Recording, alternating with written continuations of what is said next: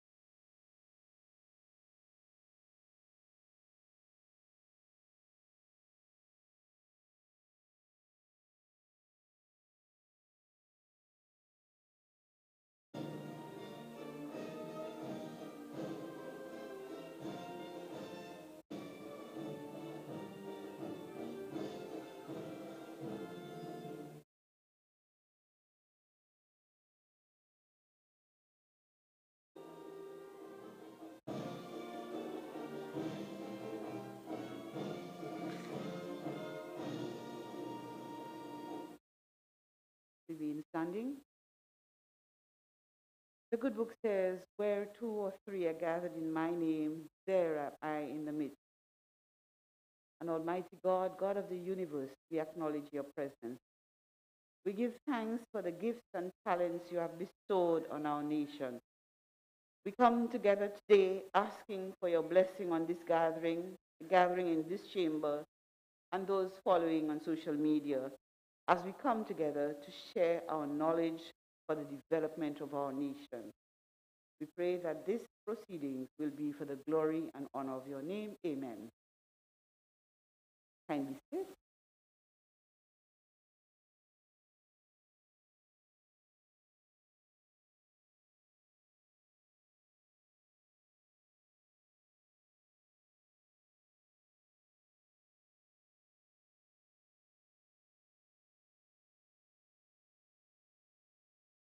Dame Dr. Paulette Luisi, Governor General Emerita and member of the GEF-SGP UNDP National Steering Committee.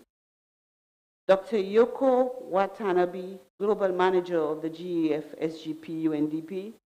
Luminaries from St. Lucia and the diaspora. Members of the CYEN, the Caribbean Youth Environment Network. Friends of SGP and colleagues in St. Lucia and the diaspora and beyond, colleagues from other SGP countries joining us, ladies and gentlemen.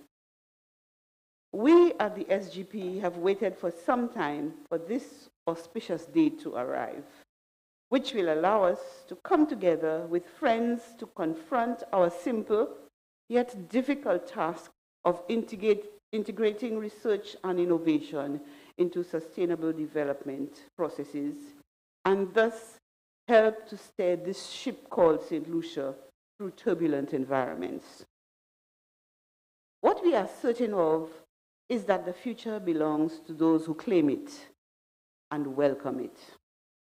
These days, with the COVID-19 pandemic, it is easy to say, oh God, what next? However, we at the Global Environment Facility contend that it is at these times that we must rise to the challenge, break new ground, and create new pathways to the future. I recently ascended to the position of chair of the SGP-GEF-UNDP National Steering Committee in St. Lucia, and I must tell you that never have I seen a more dedicated group of volunteers giving of their time with such commitment, led by the chief givers in Anela Jamak and Giles Romulus. This level of giving is reminiscent of words of the Lebanese poet Khalil Gibran, who wrote in the book The Prophet, "Then said a rich man, speak to us of giving." And he answered, "You give but little when you give of your possessions. It is when you give of yourself that you truly give. For what are your possessions but things that you keep and guard for fear you may need them tomorrow?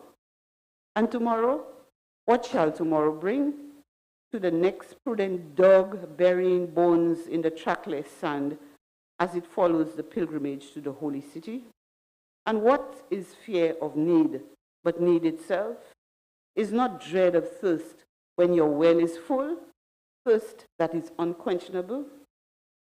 There are those who give little of much which they have, and they give it for recognition and their hidden desires, and their gifts are unwholesome. And there are those who have little and give it all. These are the believers in life and the bounty of life, and their coffer is never empty. There are those who give with joy, and that joy is their reward. And there are those who give with pain, and that pain is their baptism. And there are those who give and know not pain in giving, nor do they seek joy, nor give with mindless of virtue. They give as in yonder valley the myrtle breathes its fragrance into space. Khalid Gibran. Ladies and gentlemen, Khalid sums up the positives of pure, unadulterated giving and warns us of the giving that is loaded with self-interest. My National Steering Committee gives with a positivity and selflessness that I have seldom seen in my short life. Fellow St. Lucians, if there was a moment in the history of St. Lucia when there was a need for her sons and daughters to give, now is the time. We are convinced at the GEF-SGP UNDP that Helen will not do well in the future if we do not come together as a nation to contend with the complex problems which are buffeting us now and will continue in the future. From this chamber, therefore, the call goes out to St. Lucians, wherever you are, to contribute to the development of this country. Our nation needs you. As I end, let me thank the GEF-SGP UNDP program on behalf of St. Lucia, for nowhere else have I seen a program so dedicated to the well-being of the downtrodden. It awards grants and offers technical assistance, but its strength is in mentoring and the selfless giving of its staff and volunteers. I am proud to have been associated myself with such a program, and I appeal to all St. Lucians to become an SGP supporter. And let us together tie our waists and confront the future with a fortitude which comes from our ancestors, our culture, and our Christian upbringing. Let us all say that I am a supporter of SGP. I bid all of you from within and without a hearty welcome, and let not our children condemn us for not trying. I thank you.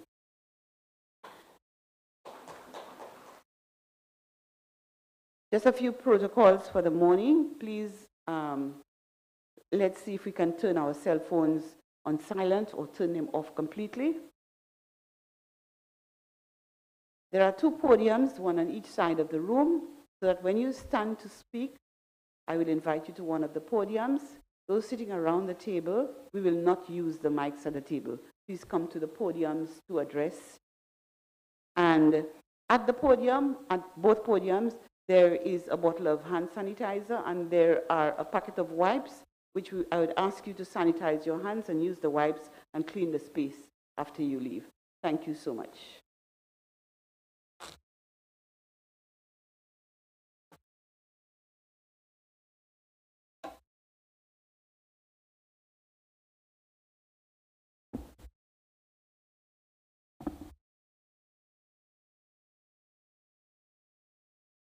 I now invite Mr. Giles Romulus, the National Coordinator of the, I'm sorry, I now turn to Mr. Jerry George.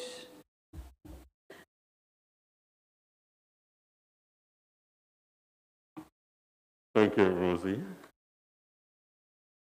Dr. Husbands-Mathurin. Before we hear from Mr. Giles Romulus, we just wanted to acknowledge and also to recognize our presenters or luminaries and those offering responses. I'm joined by Linnell Malzer, and she will also join me in doing the honors. Quite a few of our presenters and luminaries are joining us by Zoom. So, Linnell. Thank you very much, Mr. Jerry George. Our first presenter, Dr. Stephen King, who will be speaking on pathologist and social justice.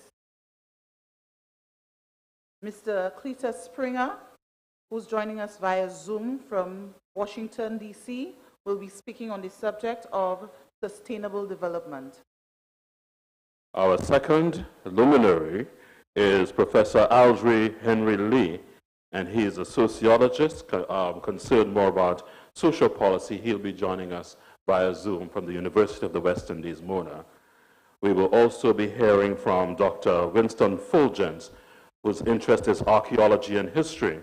Dr. Sharon Belmar George, medicine, we know her very well here, she's with us. Ms. Kejiana Tuse Shawari, interest fishing, and Mr. Carlos Noel, inventing. Our luminary will be Professor Cato Lawrence, who will be speaking on the subject of medicine, orthopedics, and regenerative medicine. He will be joining us via Zoom. Other speakers will be Mr. Brian Louisi, who will be speaking on business, again joining us via Zoom. Dr. Adrian Auger will be speaking on the subject of sociology, society, and Mrs. Joelle Charlemagne will be speaking on education. We'll also be joining Dr. Parry Husbands, supercomputer and artificial intelligence. That's his area of concern, and he will be joining us via Zoom from Cambridge University, Cambridge, Massachusetts, MIT, I think it is. And speakers will be Dr. Marie-Louise Felix, who's a scientist, particularly marine biology. She's joining us via Zoom. Miss Laura Jean-Pierre, business and inventing, also joining us via Zoom. Mr. Richard Mathias, apiculture, and Mr. Ricky McDoom, fishing. Dr. Nikaya Dor will be joining us via Zoom from the University of Bristol, and he will be speaking on electrical and electronic engineering. We'll also be joined via Zoom by Mr. Nurani Aziz, who will be speaking on the subject of tourism. Dr. Keith Nurse is with us today from Sir Arthur Lewis Community College, and he is here in person. We have Mr. Jabadi Delis, who will be joining us via Zoom, and he's a student of Sir Arthur Lewis Community College, and Dr. James Flesher, who will be speaking on the subject of climate change via Zoom. Dr. Whitney Henry, biomedical research with a focus on cancer via Zoom from MIT, Cambridge, USA. And speakers will also include Mr. Laurent Jean-Pierre, ethnobotany, Ms. Chrysla Henry, a student of Sir Arthur Lewis Community College via Zoom, Ms. Diana Thomas on law, and Mr. Kemuel Jean-Baptiste, agriculture, particularly extension. We will also be having Dr. Desuki Narara, who will be joining us via Zoom from Microsoft in Washington State, United States of America, who will be speaking on the subject of the Internet of Things, solution architecture at Microsoft. We have other presenters such as Ms. Catherine Seelys, who will be speaking on gender, Mr. Felix Herman will be speaking on agriculture, Dr. Gilbertha St. Rose will be joining us via Zoom on the subject of conventional and local medicine, and Mr. Keegan Meyer who's joining us via Zoom to speak on the subject of smart architecture. Dr. Sarah Maston, Internet of Things, will be the next luminary, and she will be speaking on the Internet of Things, Senior Solution Architect at Microsoft via Zoom from Microsoft, Washington State, USA. And included in this section also is Mr. Vincent Boland, who is speaking on development banking, Dr. Linus Clovis, who is going to be looking at religion and science via Zoom from the UK, Ms. Anya Edwin, who's with us on Youth Matters, Dr. Didicus Jules, Sustainable Development via Zoom from Barbados, and Mr. Ronald Buhingson, who will be looking at music. Just give all our luminaries and our presenters a round of applause. And we will now hear from Mr. Niles Romulus, who is the national coordinator, to give us an overview of what's going to be happening here today.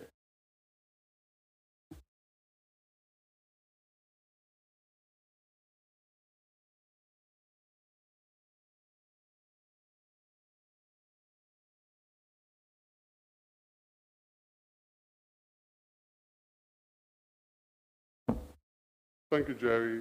Thank you, Lynelle. Fellow Solutions, colleagues, and friends. As our chair said earlier, this is indeed an auspicious occasion because we are coming together as solutions from different walks of life, from different experiences, talk about a major topic that will help us to plan our futures, help us to contend with the many challenges, those complex problems. Some persons have referred to them as meta problems because they seem to change in shape and kind and complexity as you begin to address them.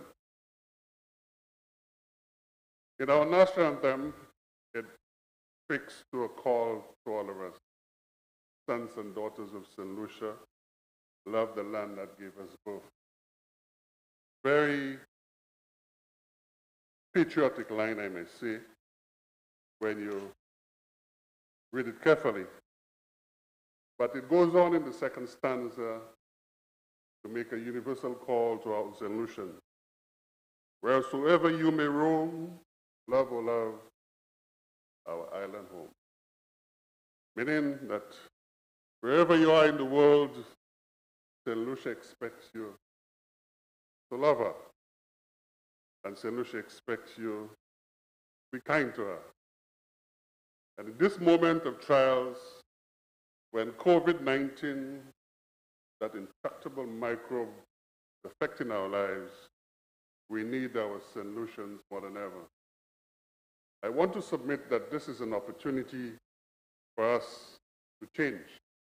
An opportunity for real transformation in this small island state.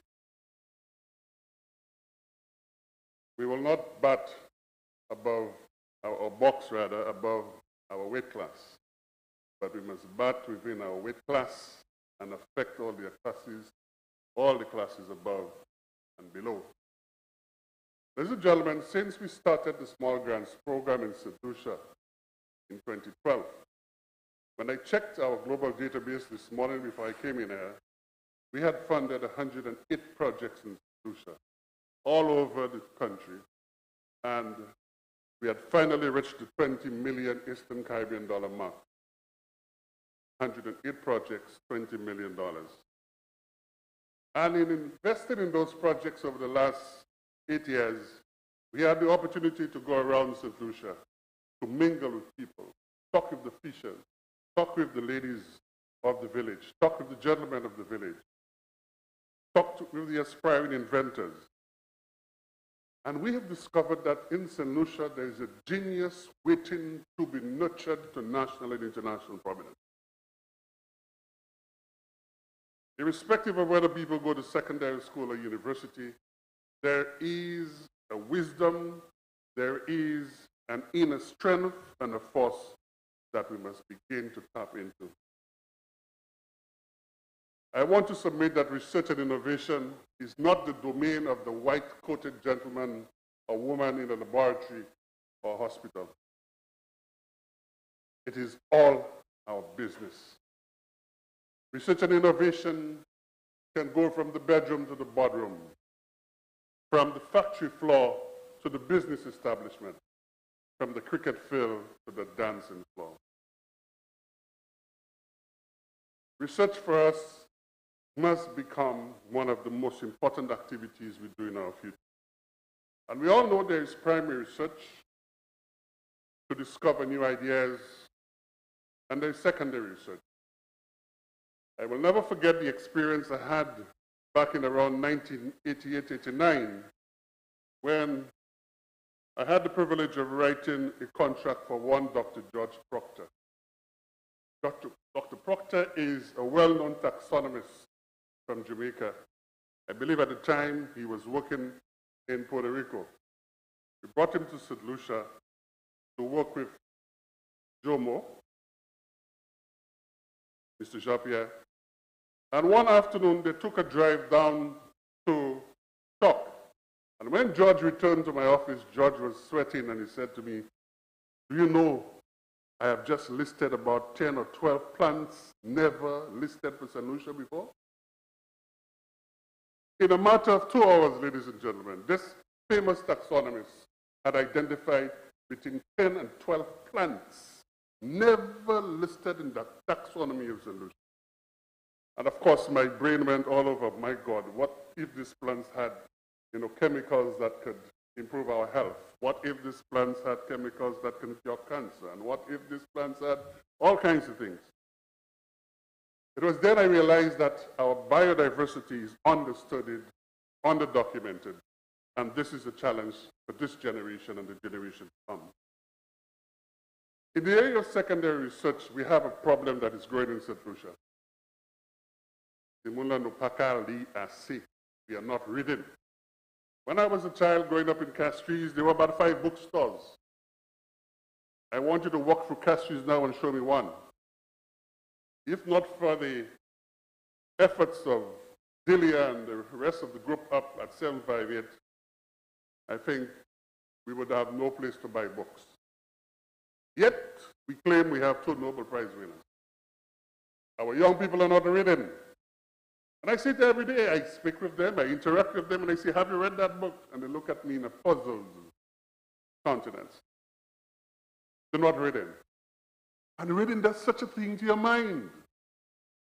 I recall in the 1970s, we not having a television at home, and Christopher Martin Jenkins talking about Richard's batting at Sydney Oval, and when he drove a ball through covers, bisecting cover and extra cover, I could see it in my mind. I could feel the ball rolling, bisecting 2 fieldsmen.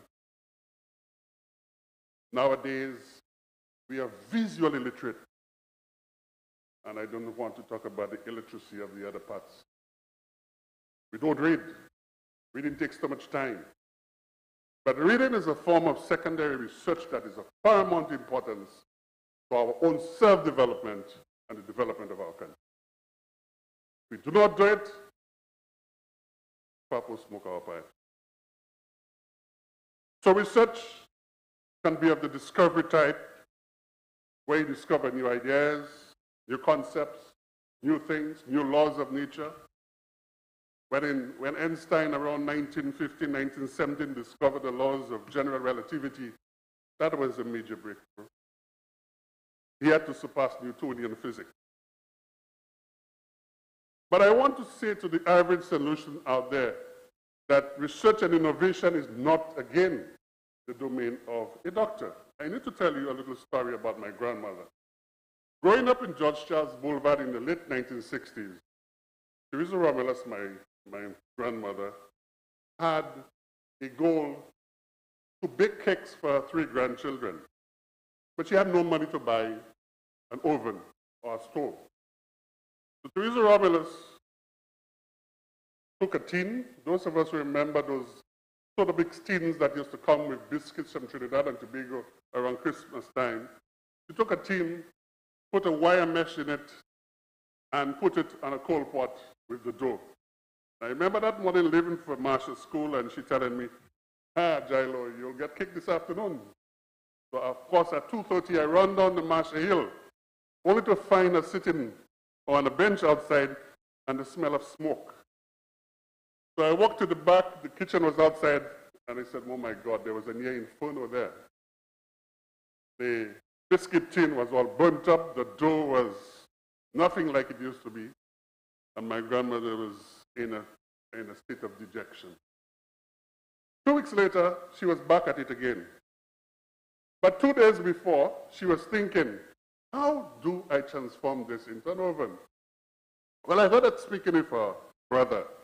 I think the temperature was too high, By Saturday, And of course it was too hot because she had 4 big pieces of coppish charcoal under it. And you know coppish charcoal has a high density wood. When that thing starts to burn, it doesn't stop into burn at all. So her first lesson was bilateral washu. So she took out 2 pieces of charcoal. Then there's another issue. The temperature in the biscuit tin rose so quickly it burned the dough. How do we solve that problem? I heard her talking to my uncle. And mettez tout en bas là, vous savez, pour faire vent circuler. And they proceeded to make holes in the biscuit tin. So the second time, 2 weeks later, when I left for school, she said, this time you're getting cake. I said, okay. I went to school and I didn't run home that day. I walked home. But when I came through the gate, oh my God, the aroma of cake was all over. Ladies and gentlemen, to this day, I measure every cake I ate with that baseline cake I ate in 1968. That was innovation in the backyard, open kitchen that my grandmother practiced. Innovation in library on a sweltering Saturday evening where we were talking about community-based adaptation. A young man who had been quiet for the better part of 80% of the meeting stood up and said, "We can't get water from the sea." I looked at him and I said, in my mind, "Monsieur Fou." I looked at him and I asked a question, and then I put on my teaching cap and I asked him, "Do you know how difficult that is?" He says, "Yes." "Do you know how much energy it takes?" He says, "Yes." "Well, we'll use solar," he responded. I said, "Okay." 1 tick. "Do you know we will never fund it if you contaminate or pollute the bay?" "Yes." "The brine," I told him. "How do you take care of it?" "Well, I don't know, but I will find out." Well, the short end of it, Mr. Callis-Dwell, we gave him a planning grant to go and do some research. He came back with a design. He showed us how he would take care of the carbon footprint, and he said that the brine would be evaporated by the sun, and we would get salt from it. I said, but the speed at which you produce the brine might exceed your capacity to increase the production of salt. So he went back to the drawing board, and one afternoon, I'll never forget that, I was in my office. I said, "Giles, I think I got it. Come down." He said, "Okay." Drove down to the library. I said, "Now, Mr. Noel, you have to show me every step of the way for you to convince me. First of all, the water came from the library into the machine, reverse osmosis, water to drink. Before I drank it, I said, "Have you drunk it before?" He said, "Yes," so I know I wouldn't die. So I drank the water and it was really good. He said, "Do it again." And then I told him he measured the salinity of the water entering and the brine. And the brine, of course, the salinity is 2 to 3 times higher. And then he did his invention, and the salinity went back down to seawater salinity. I said, "Wow, we may have an invention there." But I still was doubtful. I said, "Look here, I want you to call CAFA, Caribbean Public Health Agency, and bring the scientists down here for them to investigate every stage of that innovation." CAFA came down, did the studies, and then I received the report. "This system," says the report, "has found a way to destroy all nuisance particulate matter and disease and produce high quality water. And in the process, the inventor has found a way to neutralize the brine." That was a day when I knew we had another invention on our steps. A few weeks later, the Kingdom of Nauru in the Pacific asked us to help, and they had a competition. I encouraged him to enter, and his submission won. A fisher who did not finish secondary school, who read and read, who destroyed his father's TV and radio, discovered electronics, understood electronics and physics, and prepared Lucia's first mobile, solar-driven, brine-neutralizing system for this island.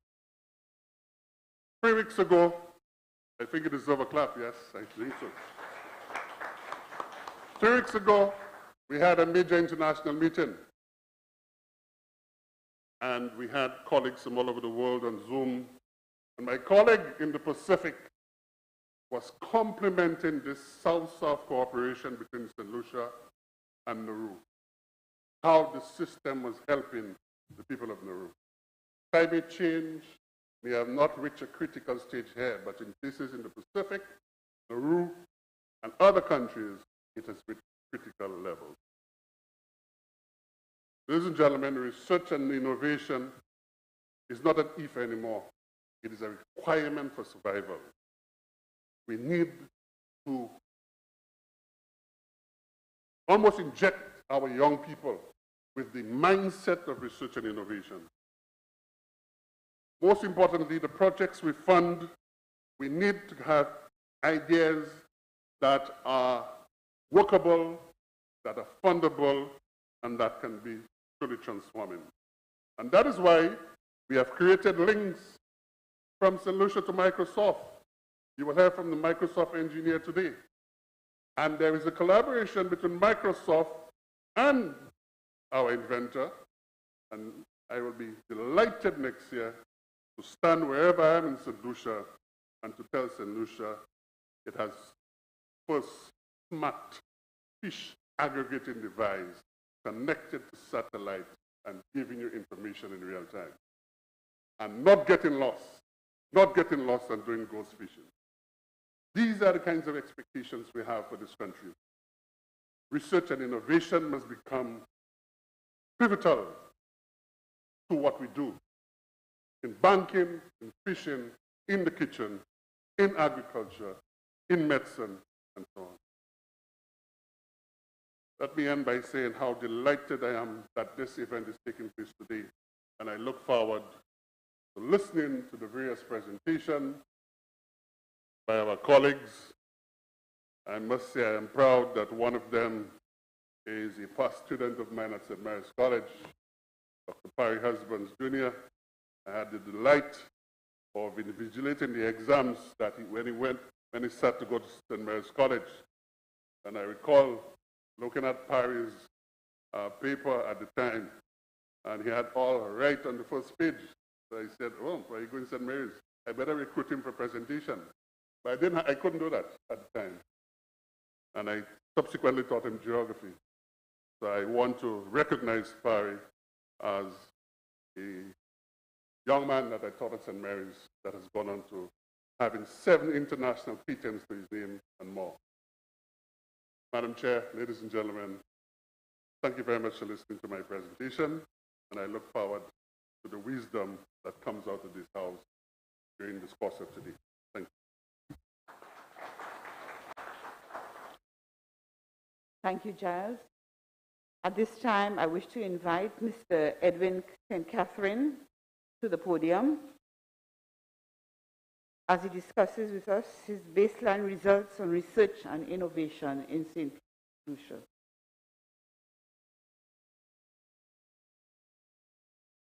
Ladies and gentlemen, you will note that you have a bottle of sanitizer at your desk as well.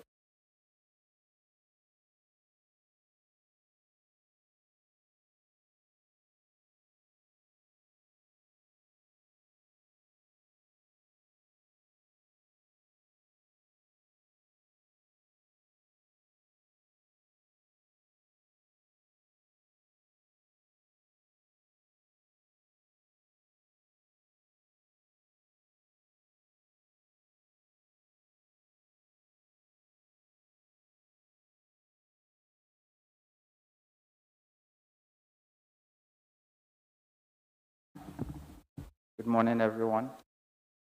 Protocols having been established, I will take you through a survey on research and innovation that was done with 400 St. Lucian participants throughout St. Lucia. Take it, I can flip with this, right? Okay. Okay. It was, of course, funded by GEF-SGP, UNDP St. Lucia, and also the Caribbean Youth Environment Network. I need to turn it on. Oh.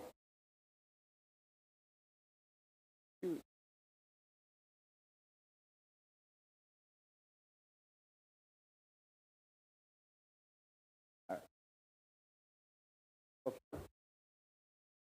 All right.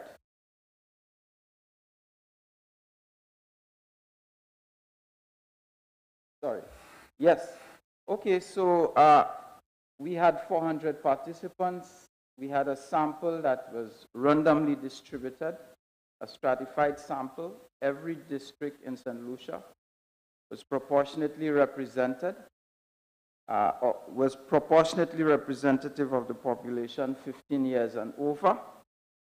The sample has an error margin of plus or minus 4%.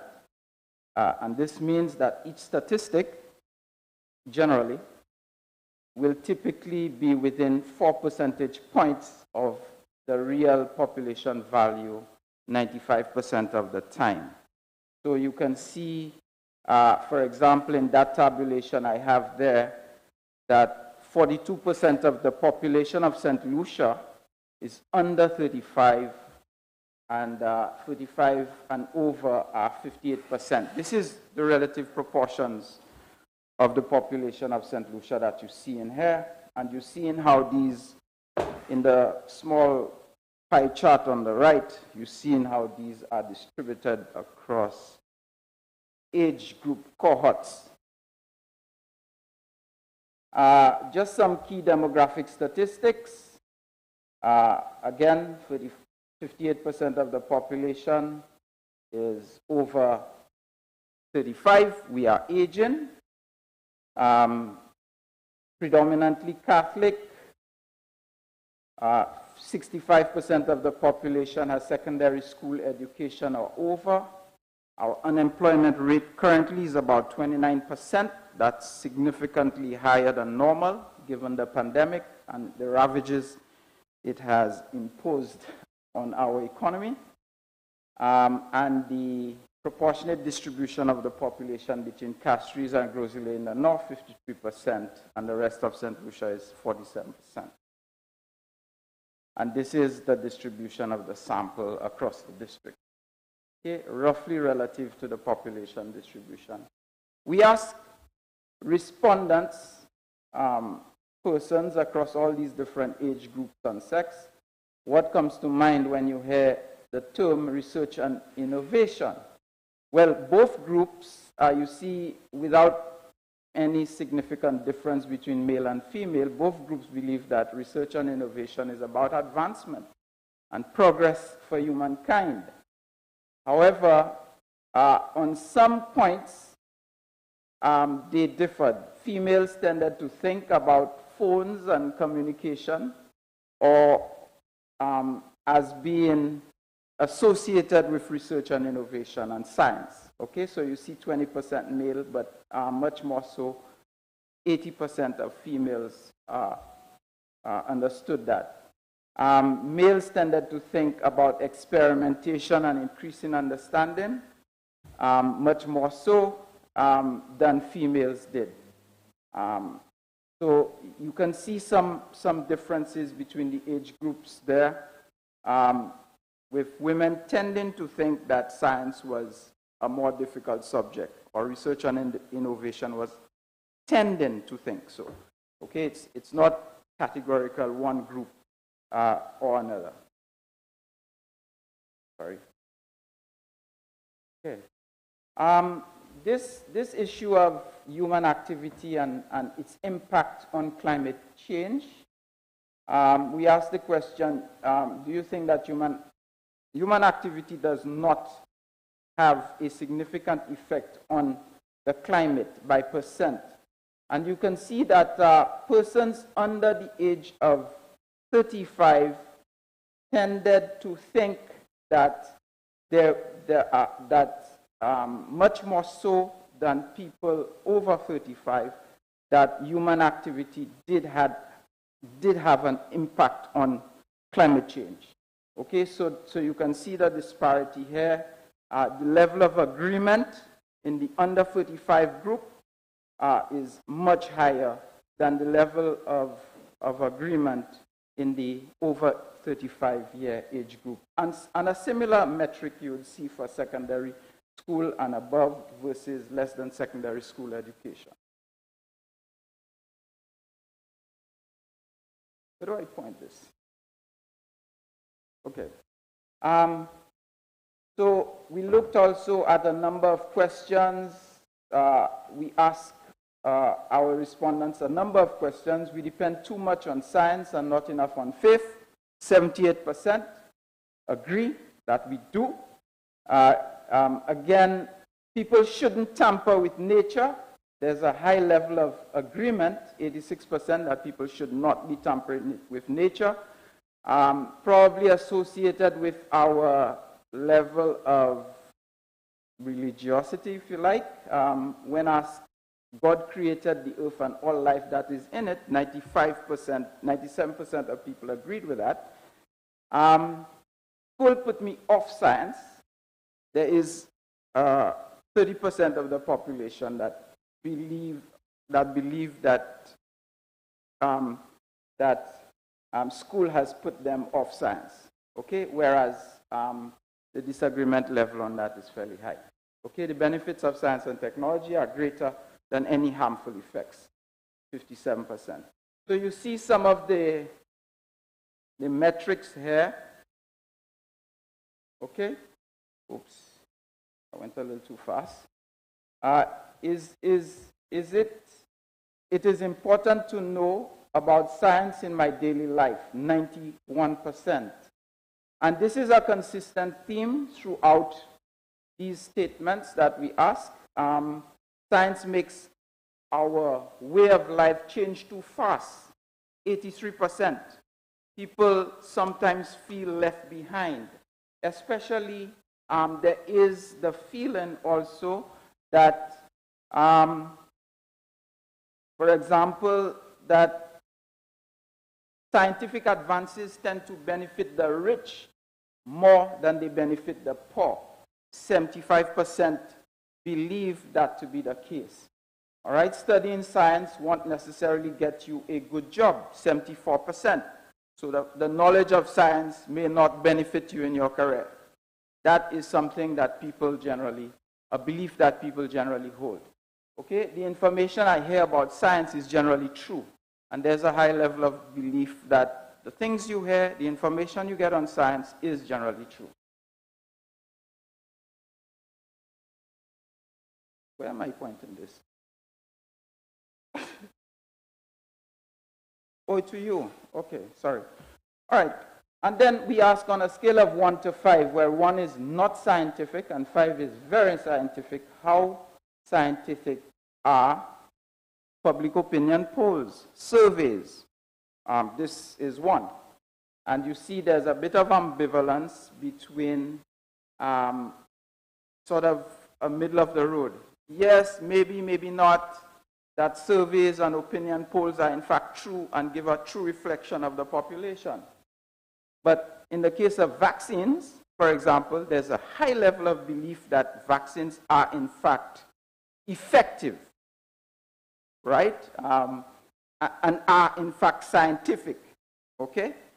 And the other aspect of science, economic growth and employment figures, again, people are sort of halfway between believing and not believing it. Okay, so it's an average result. Okay, so then we look at, would you take the COVID-19 vaccine endorsed by the CMO? And you see there's a high level of skepticism about taking a vaccine to cure or prevent you getting COVID-19. And you see it's 56%. Okay, saying no, they would not take the vaccine. And then you have 15% saying yes, 21% saying maybe, 8% saying don't know. So if the policy is to vaccinate the population, there will be a lot of education work to be done to prepare the ground for that to happen. This result is consistent no matter how you look at it, whether you look at it with respect to age group, sex, education levels. All groups are equally skeptical about taking a vaccine. And you see I distributed it on the right with respect to broad age groups, right? The over 35s. But you see each of the bars are almost the same height. Okay, so each group is equally represented across. Some of the reasons: too soon, wait and see. They are testing it because of on our ethnicity, all right, and lack of trust in local authorities. So all of these explain to some extent this skepticism. Level of effort in research and innovation, an area in which research and innovation should be conducted. Okay, so how much level of effort do you think the St. Lucian government is making to foster research and innovation? And there's not a high level of belief that that is actually happening. 31%, they're making an effort. 69% not making an effort. And then you see the areas in which people, the lay people in St. Lucia, the average St. Lucian believes that investment should be made in research and innovation. Clearly, in the area of health and nutrition, and that tends to be, there tends to be a recency bias associated with that metric, so it's very much heavily focused on health and nutrition, and then, of course, climate and energy, and, of course, the others, like, for example, digitization, communication, and security.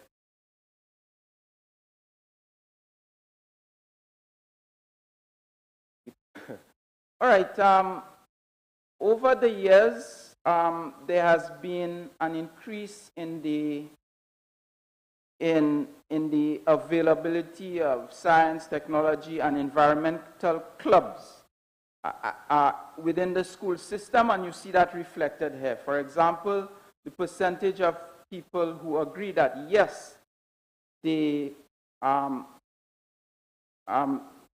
school had some kind of a science, technology, and environmental club is for the over 35, it's 41%. So that was further back, that more historic.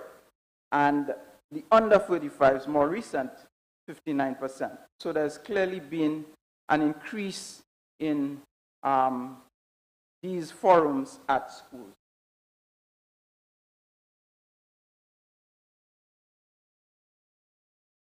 Not sensitive.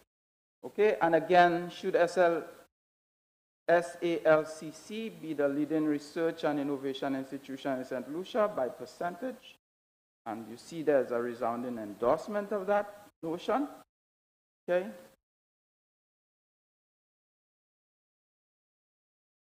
Okay. What areas do you think that research and innovation efforts in St. Lucia should be focused?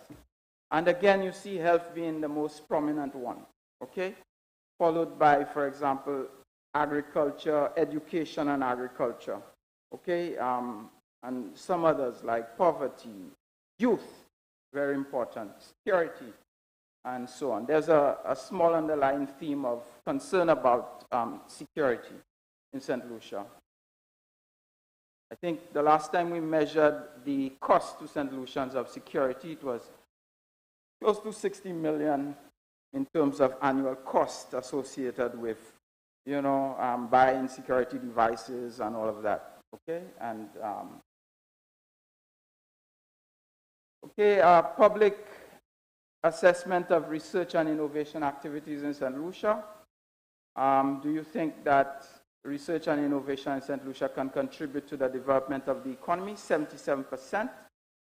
Okay, and you can see that, do you believe that St. Lucia has the resources to engage in research and innovation? Well, most people say no, probably 45%, and 39% say yes.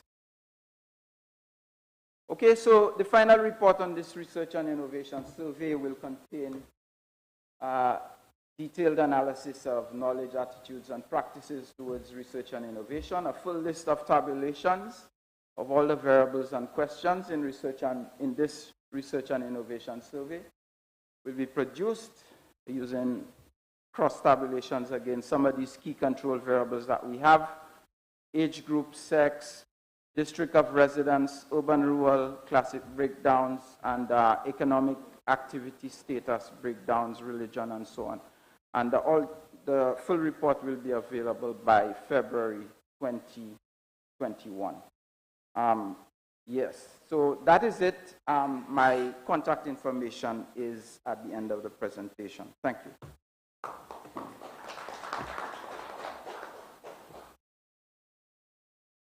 Thank you so much, Mr. St. Catherine. I think we have a lot of information given to us today, a lot to feed on, a lot to analyze, and a lot to draw from.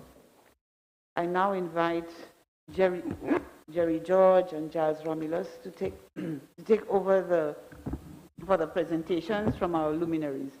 I just wish to advise that our luminaries are time constraints. We'll have 10 minutes, and each speaker will have 5 minutes, and we'll be timing.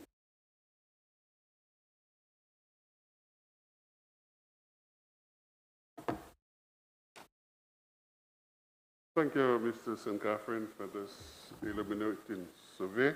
After all, if we go into research and innovation, we have to start at a baseline. And we're going to be measuring that and to see what changes occur after our 6 months knowledge fair. So we will begin our presentations by our luminaries. And to open the baton for us would be Dr. Stephen King. And we need to bring Stephen into the picture now. Stephen is going to be the one talking on pathology, medicine, social justice, which is his area of expertise. ICT, is Dr. King ready? Yes, I see Dr. King. Good morning. Welcome. Can you hear me? Yes, go ahead, Stephen. Can everybody hear me, please? Yes. Thank you. We hear you. Okay.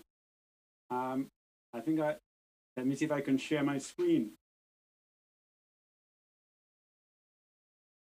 I'd like to thank GEF, UNDP Small Grants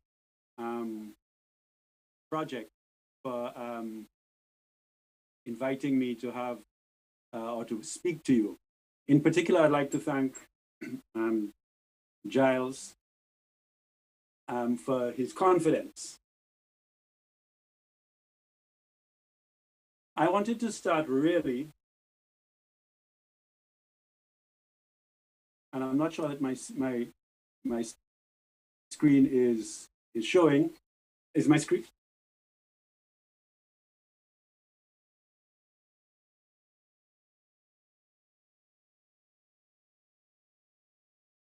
Does my screen show?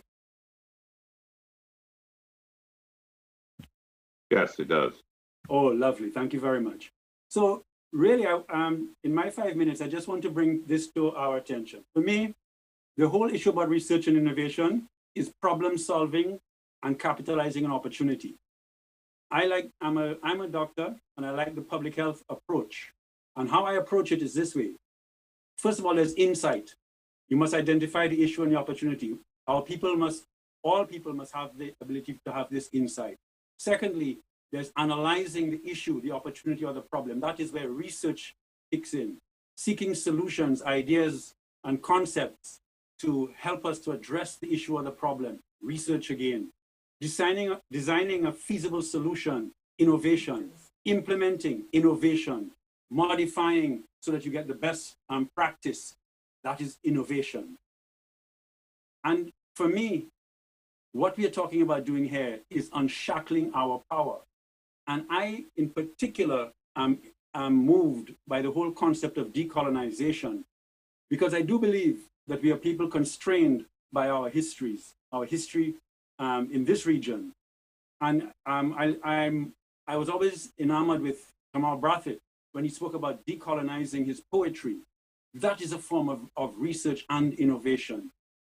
It's interesting, 10 years ago in 2010, to show you how, or the kinds of people that can be involved in research. The Millet Primary School, we had the science fair, and the winner of that science fair was a young student of the Millet Primary School who designed a washing machine powered by an exercise bicycle. But these are examples. Both Kamal Brathwaite and our young primary school students are people who have unshackled their power and are thinking beyond. And I think that speaks to our confidence as a people. Because if we're going to pivot into a society that is focused on research and innovation, we need to have that confidence in ourselves. We need to have an education system which is decolonized to the point where it is no longer an education system of conformance, where we use punitive measures for conformance, be they emotional or physical, but we have a system of creative thinking and critical thinking where we allow our children to really grow. You can't have an education system where still it is so colonial that 80% of our children are considered failures within that system. So also the ability for the ordinary people to see, to again have these skills and be able to capitalize on opportunities that they themselves have, housewives, farmers, doctors, lawyers, everybody, because research and innovation is not just for some, but really for all. And there's a need, of course, to support. I've put for you the wellness wheel here. Why? In my view, I'm again, like speaking like a doctor, we constantly promote this wellness meal, which is holistic wellness, the spiritual, the social, the intellectual, the environmental, how it all comes together for wellness. But I must tell you that right now, for me, our system is more designed in a badness style. Badness has not gone out of style in our country. I say so to say that we still have a very abusive system, a system that caps and actually stymies creative thinking, critical thinking, different thinking, which is so necessary for research and innovation. So, for instance, our systems are way too abusive from our society, our governments, to our households, to our schools. It is really still very much a system that constrains. So I am a firm believer in research and innovation in every single thing we do every day, because every day we should get up and be a better version of what we were yesterday and do better today than we did yesterday in our thinking and in our doing. That is what we need to train our youth to be as well. If we did that, yes, we would have a culture of research and innovation. Thank you.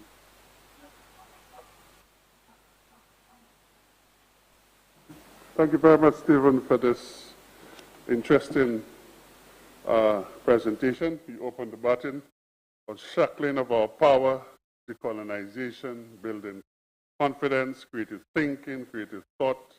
As you spoke, I remember Paulo Freire's famous book, Pedagogy of the Oppressed, when he spoke of a banking system of education where the teachers teach and bank information into the heads of the students, and the students regurgitate for the teachers. I must say for myself, when I only exhaled as a researcher when I did postgraduate in Canada as well. So thank you very much, Stephen, for that. We will now turn to Mr. Cletus Spring, I think, from Washington, D.C. Is Cletus on?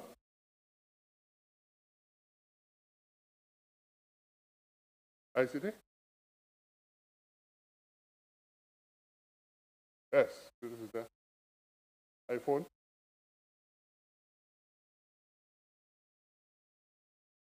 Can we bring him on now?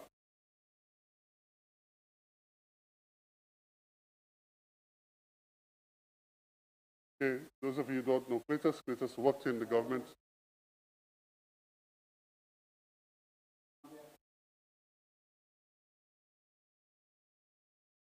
Can we mute Dr. King? What's that? Can we get?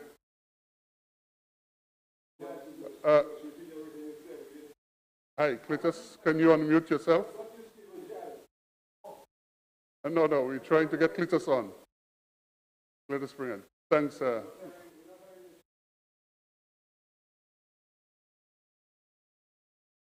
Can we unmute Cletus, please? No, Cletus Springer. We are trying to get Brian. What's happening?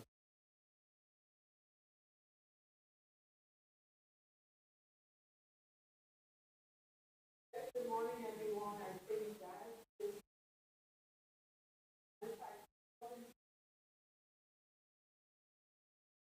I put a note in the chat, but nobody's responding. What's wrong with this? Okay, so maybe we should move forward. I am muted? Well, they have to do it from there. Can you unmute me, please? Okay, thank you very much. Cletus, can you hear us? Can you? Okay, well, maybe we should move forward. If Cletus is not responding, we'll get back to him when he's ready. We'll go now to Professor R.G. Henry Lee from UWI Mona. Professor, you have the floor. Yes, good morning, everyone. Thank you, organizers. May I be able to share my screen if possible? Can I get the privilege? Are you able to see my screen? Yes. Okay, thanks. So I want to begin by thanking the organizers for allowing me to give some brief words on research and innovation, imperative for sustainable inclusive development. I know that I'm told I have 10 minutes on paper, so I'm going to try and move as quickly as possible, but we know that the aim of this forum is how to integrate research and innovation into all aspects of sustainable development and create a culture of scientific inquiry which will best prepare St. Lucia and SIDS for the complex multivariate problems of the future. We know the challenges that we face as in SIDS. We won't go into all of them because time is limited, but we take particular note of the COVID-19 and its impact, climate change. We heard already about the problem of the youth and their civic disengagement, and we need to bring them back into the fold, widening inequalities because of the impact of COVID. And at this point, the SDG 10, which calls for a reduction of inequalities, is very critical at this time. And we can only achieve any part of the UN 2030 agenda if we allow research and evidence to inform the policy process. I have to commend, as I prepared for this presentation, I must make some commendations. I realized that there is a science, technology, and innovation policy that is being developed for St. Lucia. There was the launch of the Decade of Research and Innovation 2019-2029, and I'm told that the ministry plans to stimulate and develop a culture of innovative scientific thinking and analysis with nationally driven research studies designed to offer sustainable solutions. So this is very good. I won't spend much time on the impact. I think we all know what the impact of COVID has had on St. Lucia, and this St. Lucia COVID report speaks about the large income and job losses, the severe food insecurity, and the limited coverage of social protection programs. And of course, SDG 4, which speaks to the quality of education for all, has been affected, and we know that some children were not able to access virtual classrooms, they didn't have the take-home teaching aids, and so on. So we have to look very carefully at how we ensure that we fulfill SDG 4 because we know that education is one of the ways that we can break the intergenerational poverty. So UNCTAD reminds us that it is crucial, even as COVID is on, that countries reinforce their commitments to protect investment in science, technology, and innovation, and to design recovery packages that leverage technology and innovation for development.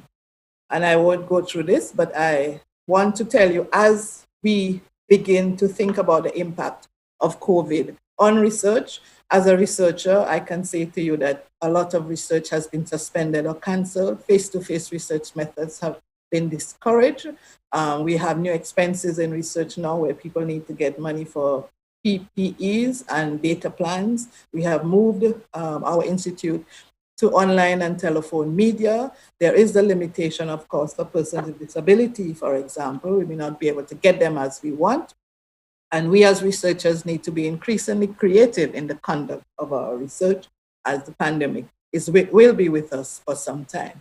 The challenges of developing RNI in developing countries: we have a limited number of trained researchers. There are financial constraints. The research is mostly donor-led and controlled, so you respond to a bid and you have to work within the parameters of that bid and the conditionalities of that project. Culture in the Caribbean and in St. Lucia too is not supportive of longitudinal research, which is actually the best type of research, where you have baselines and you have monitor and evaluation frameworks, and you can evaluate an intervention. But we're very impatient people. We want to see results as quickly as possible.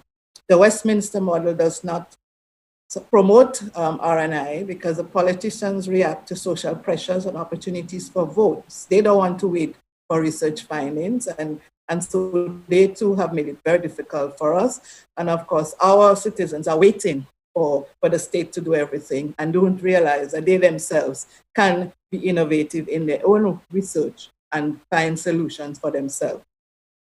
The types of research that are needed is timely and relevant research.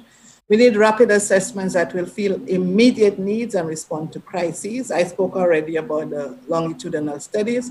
We need multidisciplinary, interdisciplinary research. We need to look at research in a regional manner where we can join it as a unit of CARICOM or unit of OECS and carry out multi-country research and document best practices so that we can learn each other and share our information in a timely fashion. It is imperative that our research is inclusive. Vulnerable groups must be targeted. They must be allowed to participate. It has to be language sensitive, and everybody can speak English properly. So we need to ensure that we have, for example, in St. Lucia, that we have to be culturally sensitive. We need to be gender and diversity sensitive. And as the pandemic is with us, we need to be pandemic responsive and adaptive. We cannot stop research because of COVID, so we need to be flexible, but at all times, we must be ethical. We must not lose that part of it. The role of the university, I'm coming to an end, so the role of the university, we need to train and build capacity. The emphasis must be on critical thinking and innovation. We must train the change agents, be change agents ourselves, advocate for change, and that's where we can increase the number of think tanks that we have where we respond and evaluate policies and programs. We must be more involved in public education. And a simple thing that we can do in terms of helping research is to ask ministries to list their research need and submit to the relevant departments at the university. We welcome it here at Salises, and we would encourage our students to carry out the research for the ministry. Students are always looking for topics to explore. So this is one way in which we can support. How do we cultivate RNI? That's an important question. Stephen already spoke about it. We have to completely revamp the education system from early childhood. There's too much regurgitation, not enough critical thinking. We need to develop our critical thinking skills of our young people, reward creativity, and ensure that innovation and creativity are important elements of curriculum development. There needs to be more emphasis on learning through play, because children will learn more if they are more relaxed and they are learning through play. Train community leaders, because especially now that we have COVID is on and we cannot go to the communities, we need to train our community leaders with some basic research skills. And in fact, we need to tell our community members that they are themselves walking databases. They have attitudes, they have perceptions, and Edwin St. Catherine told us what they thought and what they didn't think and whether they wanted the vaccine. Community citizens are walking databases full of data. Capacity building needs to be encouraged within state and non-state agencies. We need monies in our national budgets for research, and researchers themselves must make their research more friendly and accessible. We have a way sometimes that we present research in an unfriendly manner. This has to stop. And we have to think of different ways of presentation. For example, we have oral histories. We can think about documentaries, art and cultural expressions, animation. It doesn't always have to be text. We have to be more creative in the presentation of our research. And we have to use the technological revolution to our benefit to ensure vulnerable groups, example, persons with disabilities, can be included and access the information. So innovation is more about the people. The fulfillment of the SDGs must rely heavily on research and innovation, leaving no one behind.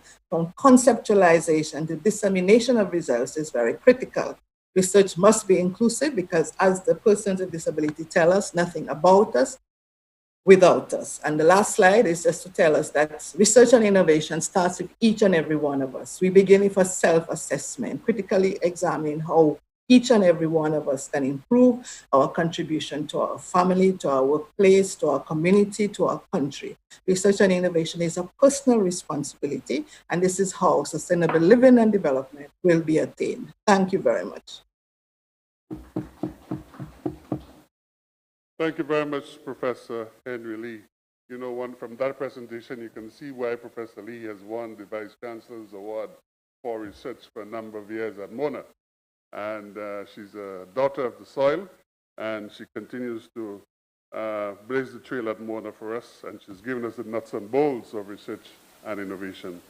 Ladies and gentlemen, we'll go back to Mr. Cletus Springer, I think, who is now available to speak to us on sustainable development. Cletus will be speaking to us from Washington, D.C. Cletus is a former permanent secretary in physical planning and also in tourism. He's also a former chairman of the Solution National Trust, and he has quite a number of skills. So over to Cletus now, please.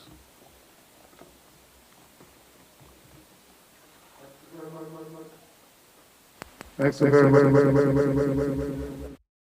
And good morning, everybody. I'm picking up an echo of feedback. I hope you're not picking it up as well. I can't say how thrilled, really, really thrilled I am to see this event taking place this morning. It's something that I have advocated for many years. In fact, just last week I came across a proposal that I submitted when I was at the OECD Secretariat to a particular government to set up this exact type of forum to sort of bridge the gap between local imagination, local creativity, and indigenous capabilities that reside in the diaspora. And basically, the proposal was to have a conference of this nature every year to bring creative thinkers from the diaspora together to share their insights, the appreciations of the trends in the global setting, in the global economy, in the global society, and to give to our people a sense of hope and a sense of encouragement that they can, within their own spaces, create solutions and find solutions to their own problems. And that's the segue that I want to use to bring to make a connection to the discussion that we're having this morning. I think research and innovation cannot be objectives for their own sake. They have to be initiatives that impact our people in a very real and tangible way. If we do not engage in these activities and ensure that they have a transformational impact on the lives and livelihoods of our people, then it becomes esoteric and meaningless. And so that's the critical objective that we have to frame in our minds in terms of how we proceed with this. I want to encourage also that we expand the frame of our discussion away from, not away from research and innovation, but to include as well the issue of science and technology. And so I'm suggesting that we expand our frame of reference to a concept which I will call STIR, the acronym STIR: Science, Technology, Innovation, and Research. And the STIR there is a play on giving impetus and encouraging our people to proceed along these lines. These are, of course, related issues, related aims and objectives, but each of them in their own domains have an enormous amount of impact and content. Science on its own is critical, technology on its own is critical, innovation and research. But when you bring them together, you find a overarching frame that in which you can proceed to embed these things in the society and the economy. So very quickly, what are the things that I consider to be imperatives for our development at this time? I think our research has to be targeted at building our resilience, building the resilience of our citizens. How do we build a citizenry that is able to bounce back from the shocks that we experience in our daily lives and in our communities? And the bounce back and concept is one that is taking hold. I have to say, I'm very pleased to see the embrace that resilience is achieving, not just in St. Lucia, but across the Caribbean. So some of the areas in which we might want to focus that research is, in addition to resilience, I think green growth is an area of focus. The blue economy, the orange economy, youth entrepreneurship is, I think, extremely critical. And I think, Giles, in the examples that you gave earlier, you gave us the context in which we can see that kind of youth entrepreneurship really taking hold in our countries. Science-based decision-making, I have to emphasize that, because in my experience, this is one of the areas in which we have not progressed significantly at the national level in the Caribbean. We have this gap, this gulf between science and decision-making. We see things like environmental impacts assessments that are not understood and embraced for their value, and decisions being taken about the use of our natural resources that are not informed by the results of environmental impact assessment. We need to design and utilize the tools for science-based research and decision-making. We need to share knowledge, share experiences. We need to build our information and communication technologies.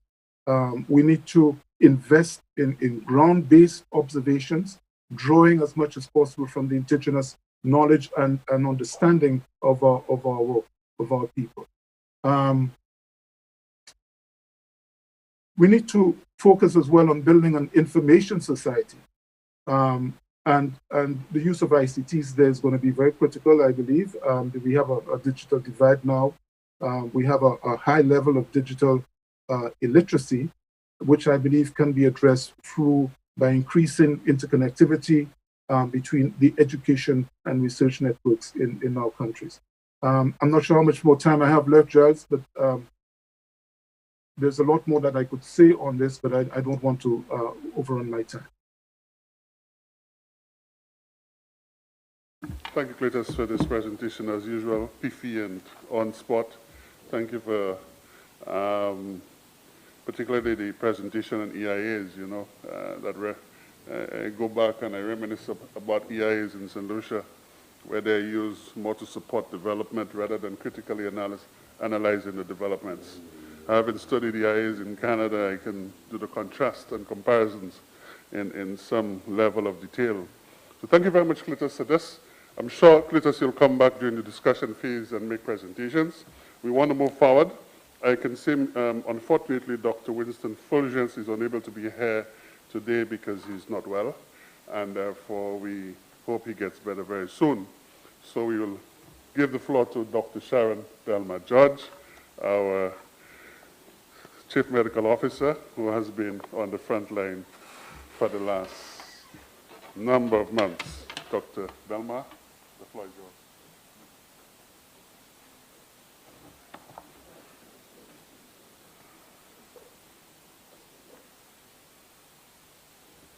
Good morning to all. I would like to adopt the protocol that has already been established. And I would really like to thank the organizers for the opportunity to participate in this forum of research and innovation, which really forms the foundation of medicine and public health. At the United Nations Millennium Summit in 2000, governments of over 189 countries agreed upon the adopted United Nations Millennium Declaration that highlighted the 8 time-bound targets with a deadline of 2015, known as the Millennium Development Goals, with the main aim of improving the lives of the world's poorest people by 2015. But based on the successes achieved and the challenges faced up until the deadline of 2015, many nations believe that the world can still be a better place and set a new deadline of 2030.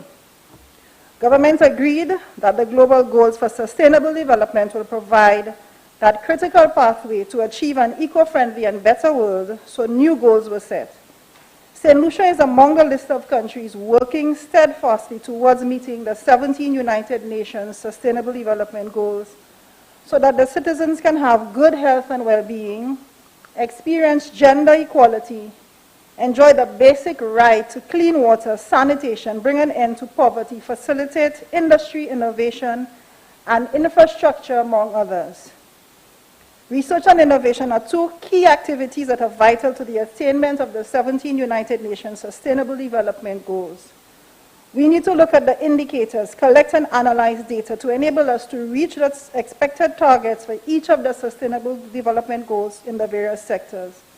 As advocated by the organization, Social Progress Imperative, I agree that our focus should be on life outcomes and social progress of our citizens and country, as this will bring us closer to meeting that benchmark for sustainability. Michael Green, the CEO of Social Progress Imperative, has advocated 3 overarching areas that should be paid particular attention to if we are to drive social progress to eventually achieve sustainable development. Researchers and innovators should focus their studies on the first one, basic human needs, which comprise of nutrition and basic medical care, water and sanitation, shelter and personal safety. The second one, the foundations of well-being, which speak of education, information and communication, health and wellness, and sustainable environment. The third one is the opportunity for citizens to improve themselves by having their rights respected, be free to make choices, and to be free from discrimination. Traditionally, research and innovation has really formed the foundation of medicine. This COVID-19 pandemic has affected the world beyond anyone's imagination, not only health-wise, but socially and financially, setting the stage for the conduct of a plethora of research and the creation of innovative technologies to help combat the virus and improve the outcome of our lives. Regionally, there are calls for healthcare providers and professionals of all spheres to conduct research and submit abstracts on COVID-19 related issues. Our frontline workers and public health practitioners have been seeing trends and taking note of how COVID-19 situation is impacting on the public and our healthcare and social systems in a similar way that we've seen the effect of Zika, chikungunya as new public health threats, dengue fever as one of our endemic diseases. Many countries are seeing the need for research and innovation, and St. Lucia will be a contributor to the global research pool as our people progress in seeking to conduct research guided by the Health Practitioners Act here, a legal instrument that calls for all research to be conducted in an ethical manner. It is imperative that public health recommendations be guided by evidence-based research, guided by the science for effective results, especially in resource-limited settings, such as here in St. Lucia. All research involving human participants, human tissue, human data must be reviewed by the legally constituted Research Ethics Committee of the Medical and Dental Council here in St. Lucia. Innovative technologies in communication and information, food production, and now virtual education learning are becoming more sought after during this pandemic. Our children are engaged in e-learning and becoming more technologically savvy. With structured and planned research and innovation activities, focusing on what we hold dear as our basic needs, opportunities that will improve our lives and have us in a state of well-being, we'll be well on our way to achieving the 17 United Nations Sustainable Development Goals. Thank you.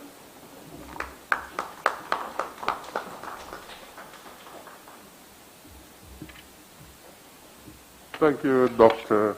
Belma George, for focusing on the SDGs. First, the MDGs and the SDGs. What's important about the SDGs is the realization of humanity that we have to move from just talking about objectives to move into measurable outputs and indicators.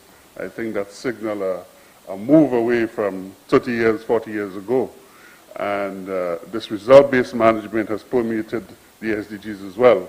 And we are looking forward to the SDG report on St. Lucia and other Caribbean islands. Let's move on, please.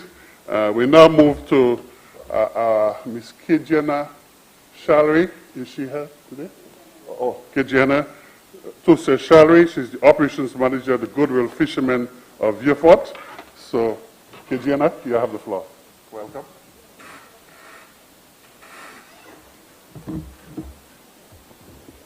Good morning, all.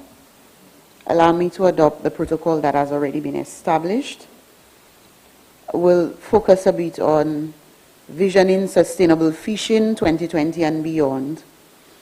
Sustainable fishing is of importance to the industry, as it is important that we leave enough fish in the ocean, respect the habitats, and ensure that those who depend on fishing for their livelihood can do so well into the future. So there is need for maintenance and sustainability of the industry. And of course, research and innovation would undoubtedly lend itself to achieve those. I will focus on a few broad areas where I feel that research and innovation would add positively to the industry. Many fishers use what we call the fish aggregating devices, or the FADs, as a method of catch, which tends to be sustainable for both preservation of the fishery as well as the management of input.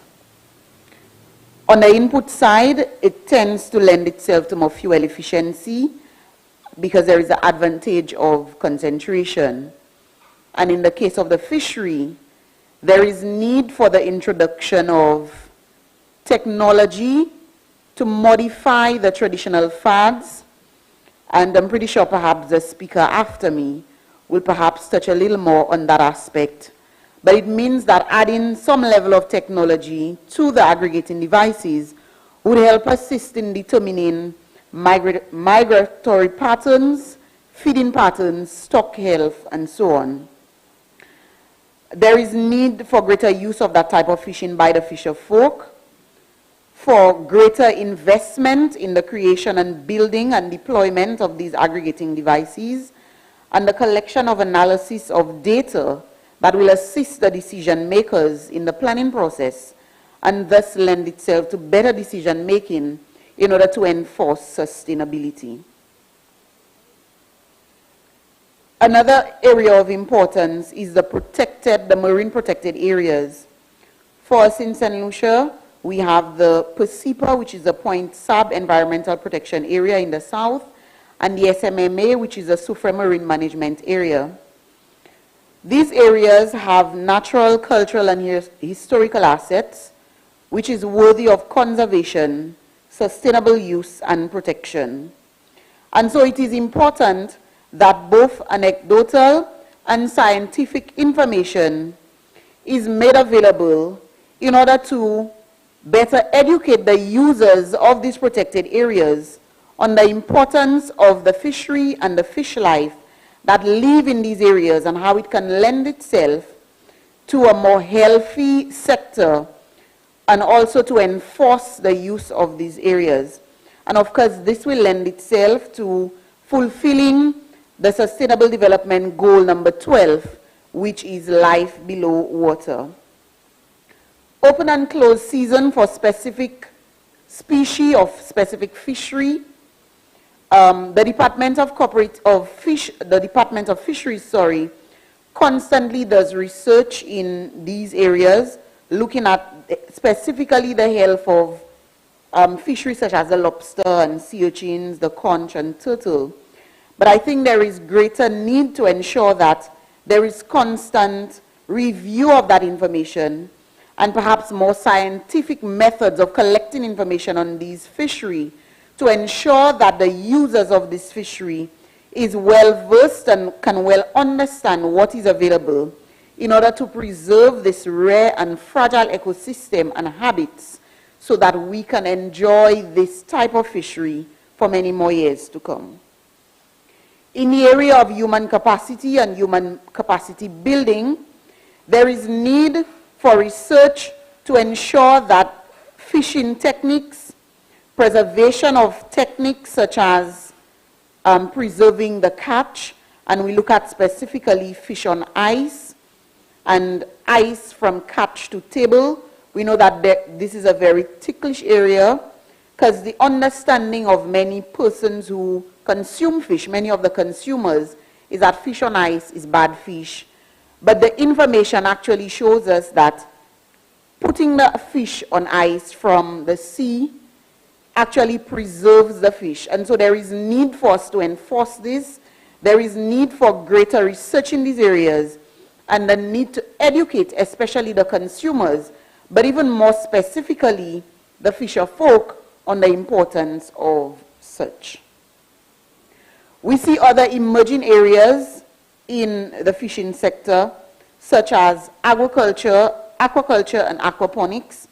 And the FAO research shows that these are the research of 2018 shows that these are very viable areas.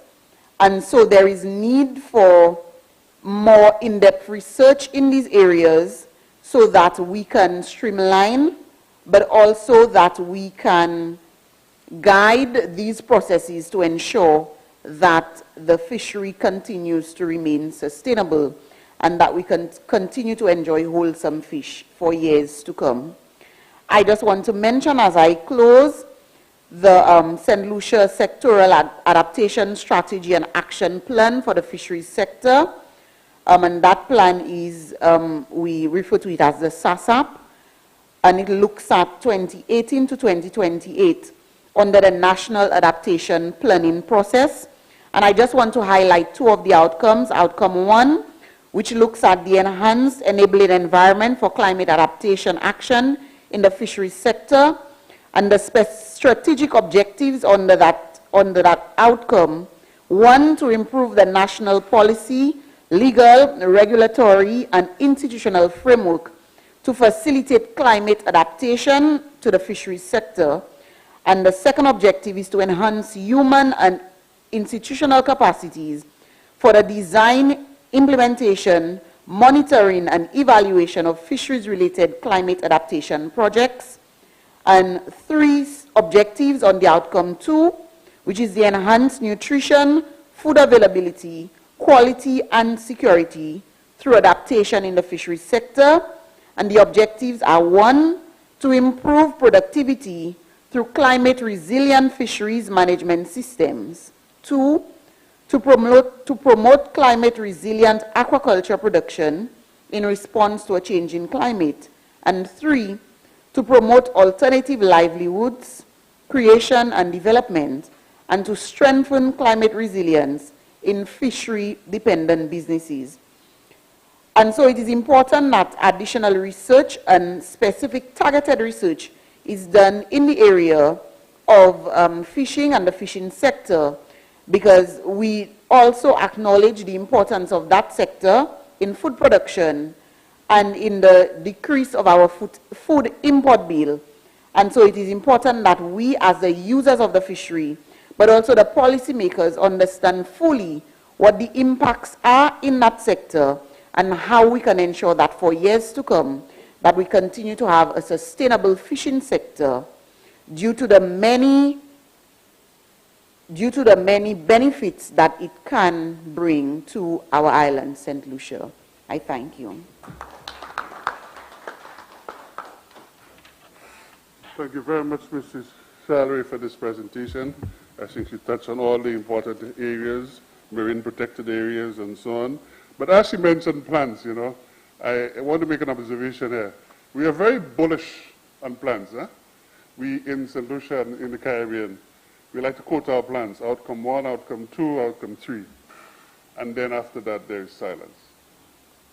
And nobody comes back, say, 2 years, 3 years down the road and say, how many outcomes have been achieved or not achieved, or how many outputs have been achieved and not achieved. Part of the learning process, it appears to me, is that you need to do the evaluation of the outcomes, whether or not you achieve them or not. If you don't do that, then you are caught in that web. And sometimes the plans say the same thing every year. And I've been in the environmental business since the 1980s, late 1970s, early 80s, and I see some of the reports that come out on the plans, and I said, oh my God, I saw that already, you know, in 19-something, and I saw that already, and that should have been done already. So, reflection and so on. We have the next gentleman, Mr. Carlos Noel.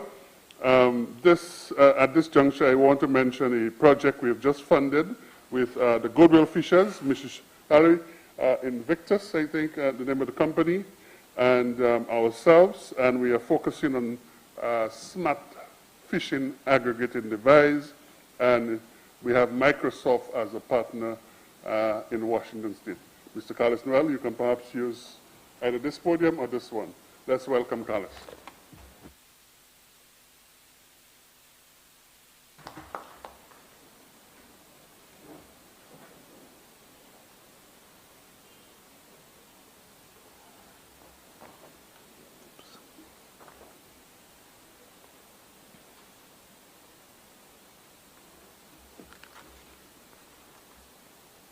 When I speak to most people, they use the word sustainability to mean the ability to maintain at a certain pace or plane, or the ability to uphold or defend a certain position.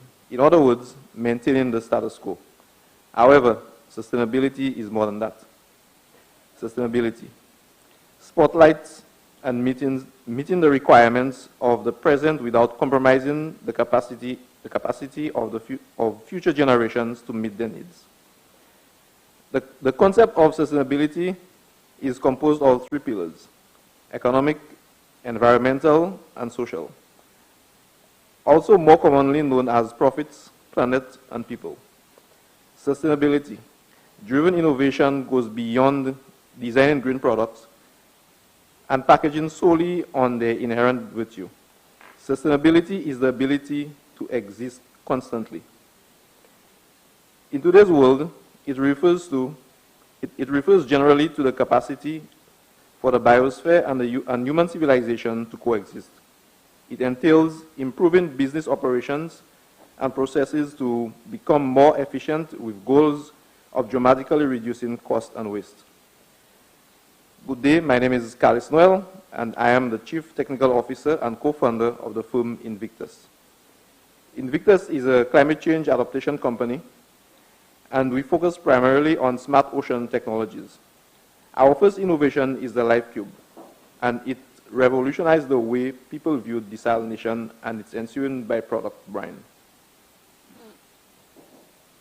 This I did without really knowing much about desalination, but knowing that I wanted to do something about the perennial water situation in my community and St. Lucia at large. When it rains, we have no water.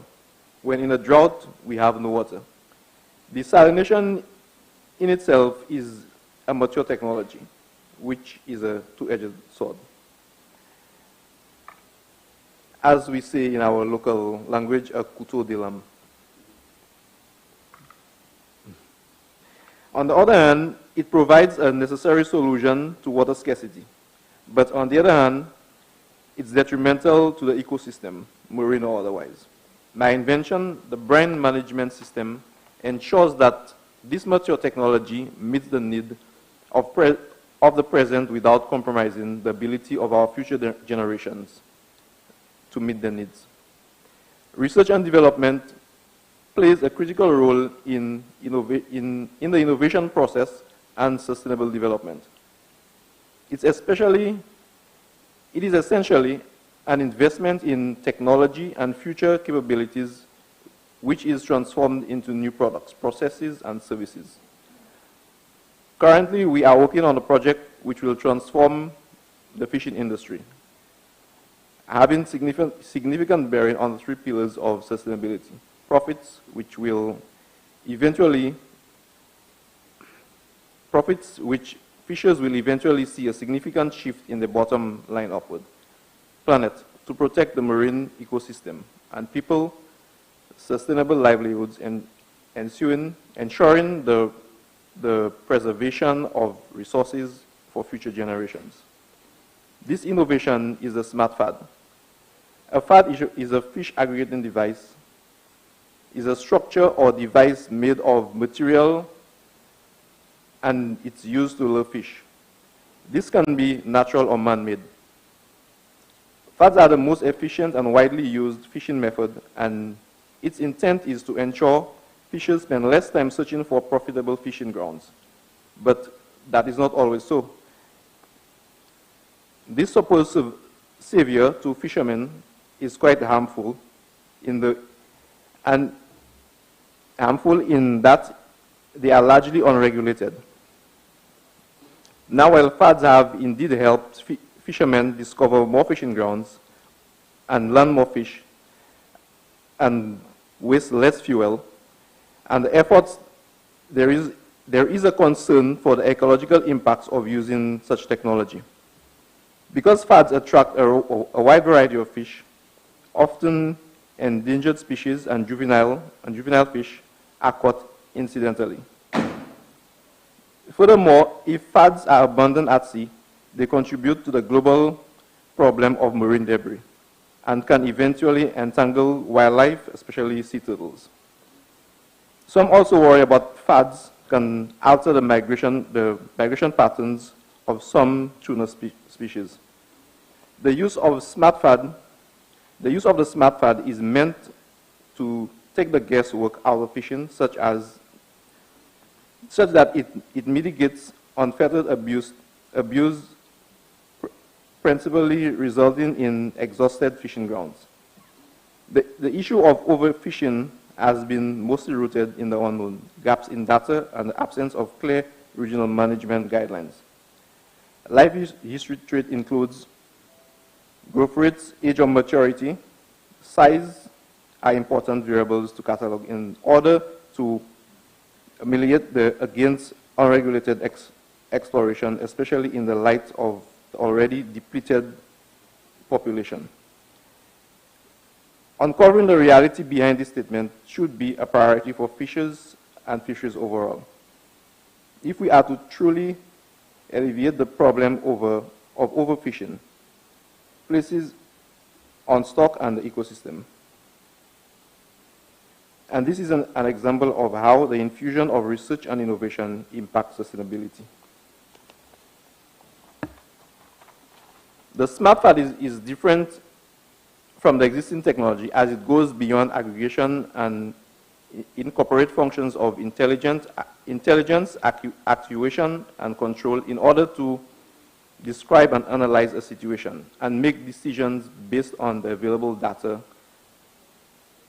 and its explorative or robust manner, in an explorative or robust manner, thereby performing smart actions through a multifaceted approach.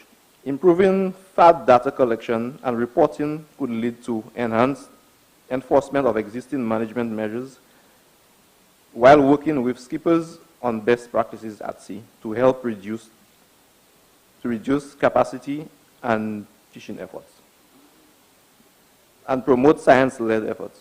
We hope that this smart FAD, that the smartness of this system can create a cadre of smart fishers and more sustainable livelihoods. Thank you.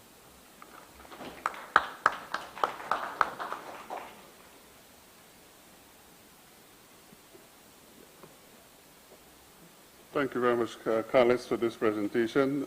We look forward next year to be making an announcement in the area of food security, but also our protein deficit will be taken care of, and we will have a lower carbon footprint from our fishing industry. Ladies and gentlemen, now we turn to one of our luminaries, from our local luminaries to our international luminary. We go to Professor Cato Lawrenson. Professor Cato comes out of the University of Connecticut. He's one of two professors there, and as I said earlier, there's a branch of medicine named after him in regenerative medicine. Ladies and gentlemen, Professor Cato Lawrenson.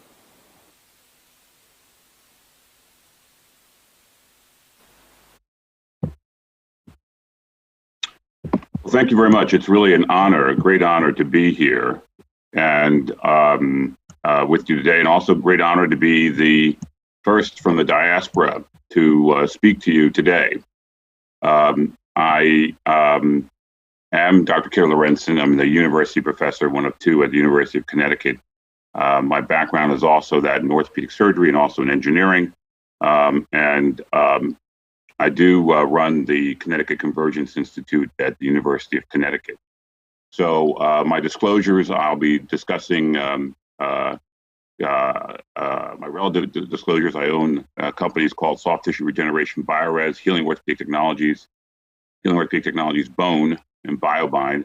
I'm also on the board of directors of MiMedx, which is a public company. So my task given to me by Mr. Romulus was to tell them who you are, inspire young people, and provide some perspective and advice, but all in 10 minutes. So I'm going to try to do that. What I'm going to do is I'm going to tell you who I am. Along the way, I want to give thanks to St. Lucia. I want to discuss one of the signature achievements that we've had in terms of our work.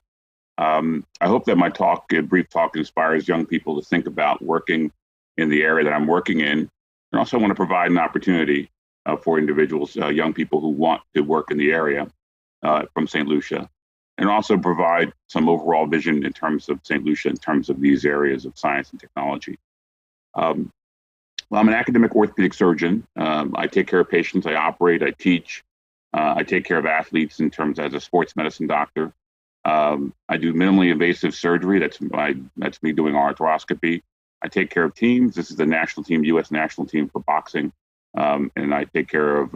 I'm a member of USA Boxing as a boxing physician and ringside boxing physician in terms of my work. I've had a number of administrative leadership positions. I've been chair of orthopedic surgery at the University of Virginia, University of Connecticut. I was dean of the medical school and vice president for health affairs, and ran our overall university translational science institute. And right now I'm the university professor, and I'm CEO of the Connecticut Convergence Institute here at the University of Connecticut.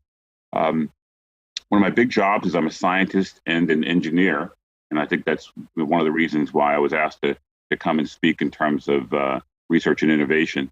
I want to take the opportunity to thank St. Lucia, and particularly Dr. Gail Rigobert, and I have an open letter I wanted to send to her. It says, Dr. Rigobert, I'd like to take this opportunity again to thank you for providing an endorsement for me for the prestigious UNESCO Equatorial Guinea International Prize for Research in the Life Sciences, which is Africa's all life science prize. On the recommendation of an international jury, the Director General decided to award me the prize. I am happy and proud to share our culture and our history throughout the world. So my staff has created a precise replica of the prize proclamation, and I would be honored to provide it to the nation of St. Lucia for display in the Parliament of St. Lucia. So thanks again. As is shown here, I did win the UNESCO Equatorial Guinea International Prize for Research in Life Sciences and became the first American, the first of St. Lucian descent to earn the award. The ceremony took place during the African Union Heads of State Summit in Addis Ababa, Ethiopia, and I was formally selected for my contributions to the field of regenerative engineering. And so I'd like to play a small video which introduces me. That was done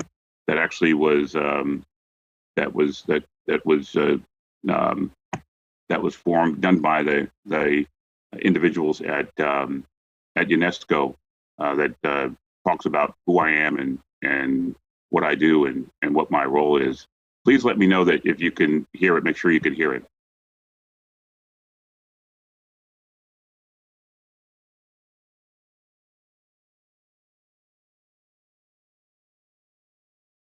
Yes, we're here. Can you hear it? Not.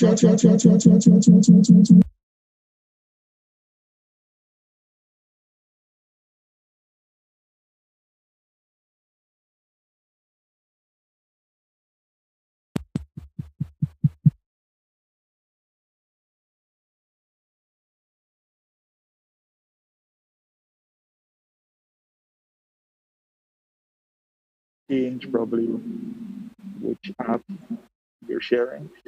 You're currently sharing PowerPoint.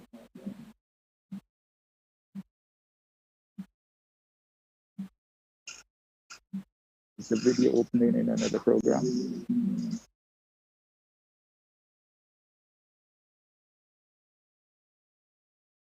You see, it's behind.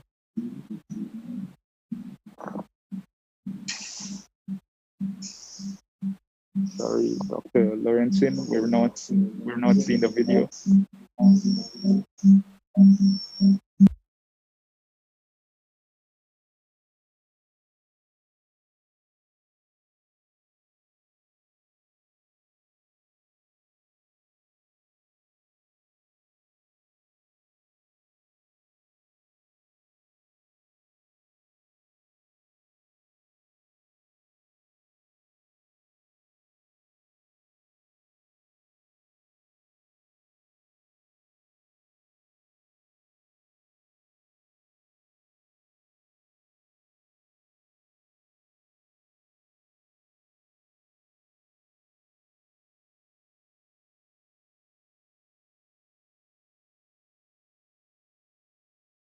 Hi, Dr. Lorenzen. We're not seeing the video, and perhaps it's an issue of different programs, maybe.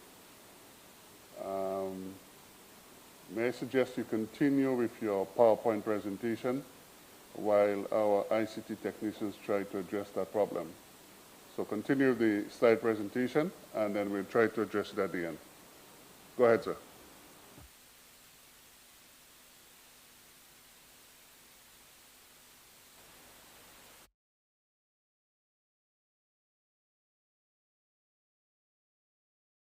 Am I muted? Go ahead.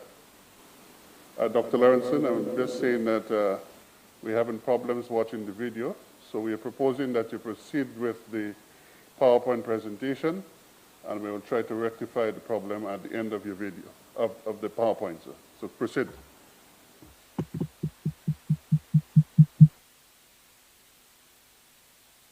Everyone was able to see that. I think some people said they could not. I apologize if not. The video is actually on the UNESCO website under the UNESCO Equatorial Guinea Prize, which describes some of our work. And so this is what I do. I work in terms of the area of engineering new tissues. And in a piece in Science I wrote about 8 years ago, I spoke to the fact that we need to invent a brand new field in terms of the work that we need to do. And that field is called regenerative engineering. And we define this as the convergence of advanced material science, stem cell science, physics, developmental biology, and clinical translation for the regeneration of complex tissues, organs, and organ systems. And we utilize these different technologies to do complex regeneration. I'll talk about one of the signature areas that we've worked on, and that's in the engineering ligaments. And as you know, the anterior cruciate ligament, you've heard about a person who's out for the season with a knee injury. It's usually the anterior cruciate ligament. It controls motion, acts as a stabilizer, and these injuries can lead to massive problems. And we've worked to engineer these matrices for ligament regeneration using our technology. This is what it looks like in 6 months when we implant it in the sheep. This is actually in the inside of a sheep knee. And we've been able to, using this regenerative engineering technique, create an engineered ligament that now has been in 7 years in man in July 2020. For the work that I did in the engineered ligament and also for the work in terms of other tissues such as bone, I became a laureate of the National Medal of Technology and Innovation, receiving the National Medal of Technology and Innovation from President Obama in 2016. Was very, very, very proud of that. So our next work that we're doing is actually in regenerating whole limbs. We've started to do work in terms of limb regeneration. And the project is called the Hartford Engineering a Limb Project. And it's an ambitious goal to regenerate lost limbs in humans. And for the young people out there, this may seem like an ambitious goal, and it is. And you have to really aim high in order to be able to achieve. And also remember, you never know how strong you are until being strong is your only choice. And who said that? We know that's Bob Marley who said that. The other statement I tell my students is difficult, yes, impossible, never. Who said that? Actually, me. I said that. That's my phrase. So the convergence of these different areas, advanced materials science, stem cell science, physics, developmental biology, these are the areas that we work in terms of regeneration. We have a new book on regenerative engineering, a new textbook that's available. We have a new journal, Regenerative Engineering and Translational Medicine, that we've formed. And now we've created a new society, the Regenerative Engineering Society. It's actually the first society for everyone. It can not only scientists and engineers, but also lay people can join. And it's $20 under 20 to join. Our journal comes with a lay summary, and we have a K-12 newsletter. This is the website, aiche.org, to be able to join. This may be the first international society that was founded by a Black person. It definitely is the first international society that has a Black man's symbol, a hand, as the symbol for this society. So if there's interest, please join. I'd like to do something in terms of for St. Lucia with this, and my institute will provide 2-year memberships for the top 50 high school students in science in St. Lucia, as determined by the St. Lucian government. We'll provide 2-year memberships for the top 50 high school students to get them involved and get them interested in this area of regenerative engineering and these melding of these different areas of science and medicine, and to provide opportunities. We'll provide 2-year memberships for the students in the Regenerative Engineering Society. So science, technology, and innovation. In this last part, I want to talk about my vision for St. Lucia and in terms of where I think we can go. First, we need to build on the tradition of the intellectual excellence of St. Lucia. St. Lucia is known far and wide for its intellectual excellence, more Nobel Prize winners per capita than anywhere else in the world. And so this intellectual excellence that St. Lucia exhibits is not only a source of pride, but it's a source of strength, I think, for the country, and we should build upon that.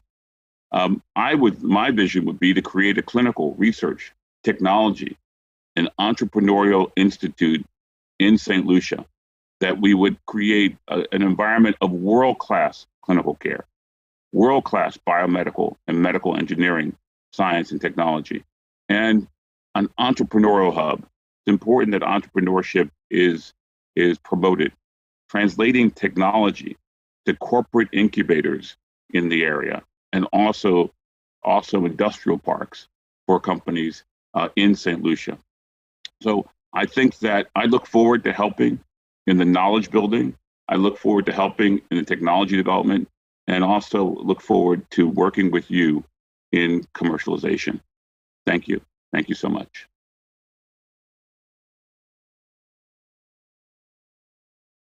Thank you, Professor Cato. I've grown to know Professor Cato over the last 2 months as I spoke with him, and he decided to present. Thank you very much for that presentation. I think you have offered St. Lucia a significant prize, our students. The principal of South Lucia Community College is here, and the director of innovation, and I'm sure they're going to convey that to our ministers, and we'll take that up. Importantly, Professor, I hope you come to St. Lucia very soon. Professor Cato's father apparently comes from Masha, where I was born and brought up, And those of you who know the intersection of Rock Hall and Marshall Road, there's a little grocery store there owned by Lawrenson. That is the origin of this gentleman here, and so on. And he has relatives that were great footballers, Shamrock and CYO, the great rivalry days.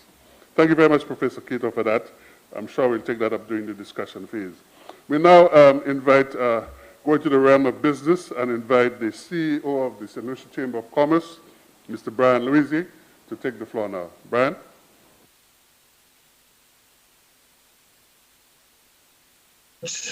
Giles. Good morning, ladies and gentlemen. Let me thank the GEF for inviting me to be part of this. I'm honored to share the same mic and stage with our very excellent luminaries, who I think really deserve that term more than I do. I think it's quite obvious, and coming right off the last presenter, Dr. Lawrenson, it's quite obvious that there is a strong nexus between business and innovation, research and technology.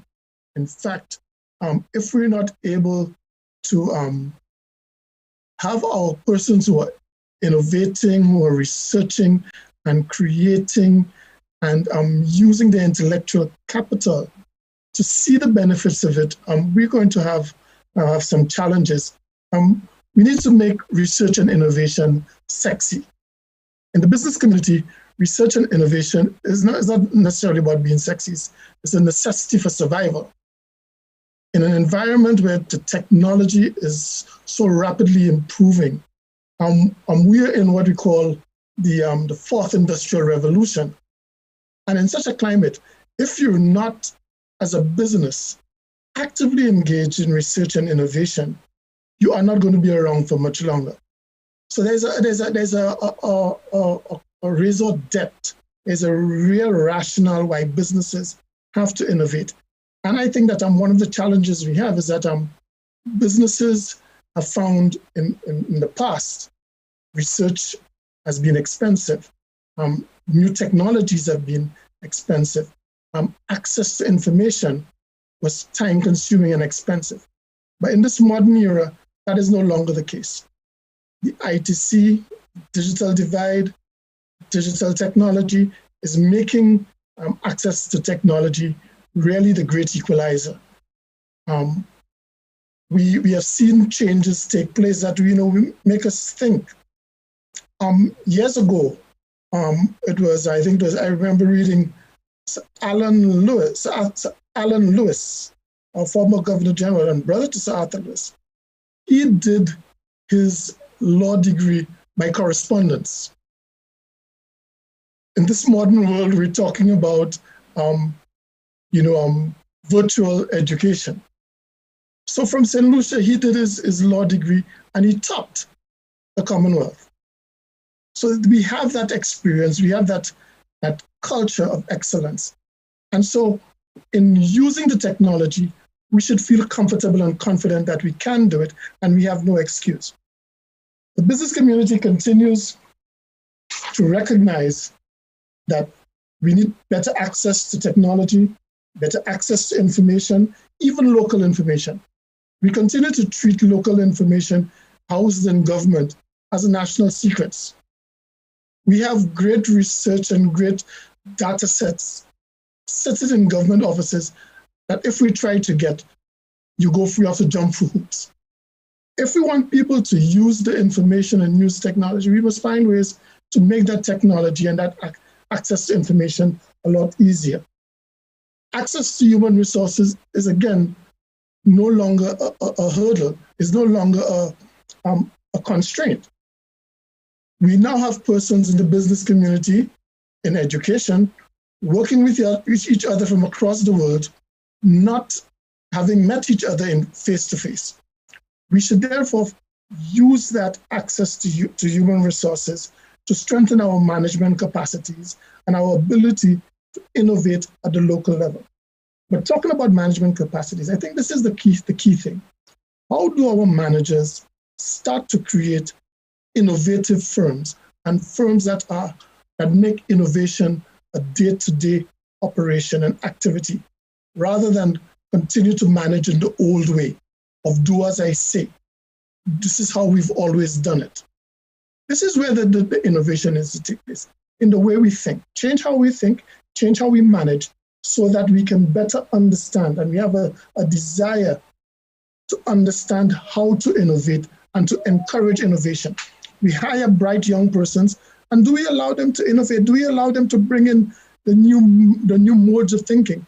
Do we understand that we have the new generation that is thinking differently? I think it is absolutely essential that we recognize that we need to, as Dr. King said and other speakers have said, change our education system so that we develop more problem-solving persons, people who are willing to look at issues, look at things and say, how can I do it better? How could I do it differently to save costs, to save time, and to get higher returns? The Chamber is looking at hosting in the next couple of weeks a design thinking workshop with one of our partners, the Foundation from the German Savings Bank. We call them the Savings Bank Foundation for International Cooperation, where we will be working with our businesses to talk about how we do design thinking, how we do problem solving, how we bring people together, and we go through a systematic process to solve problems and find new ways of doing things to bring benefits to companies. If we don't start doing that, and if businesses are not encouraged to do that and facilitated in doing that, and we create an environment, we will not innovate. And if businesses do not innovate, they will die. The technology costs are coming down, and so businesses are quickly and more quickly absorbing these technologies and using it.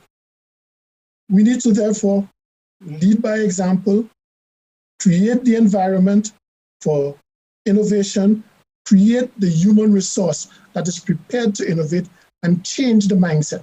And I want to say that this discussion, research on research and technology, is extremely important to that. We have to create this type of dialogue where people understand and people share experiences and network to start to innovate. We have to also create an environment where people start to do research. And the research is used, the research is applied. Because unless it's applied, it's not an innovation, it's just a creation that's sitting there. We need to apply the innovations, apply the new ideas, the new systems, and the new processes. And I think the business community is coming along with that. But we need to create this environment, and I think this dialogue and discussion is the start of it. So I want to once again thank you, Giles, and thanks the GEF for inviting me, and thank you, the former presenters, and those who are coming, for the fantastic ideas and the fantastic perspectives they have shared. And we need to keep this going and make this a regular event. Thank you very much. Thank you very much, Brian.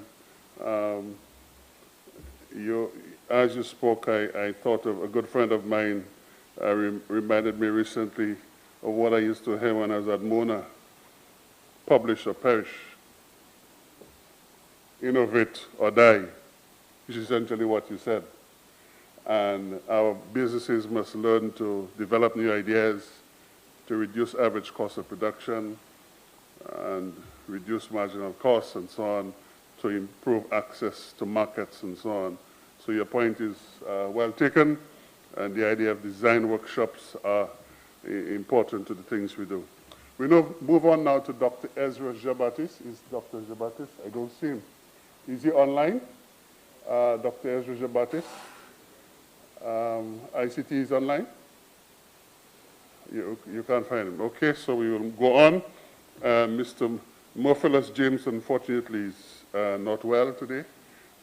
He just sent me an email this morning saying he couldn't make it. And therefore, we move to Dr. Adrian Ogier. Adrian, as an economist and a man of the arts, we welcome you to the podium.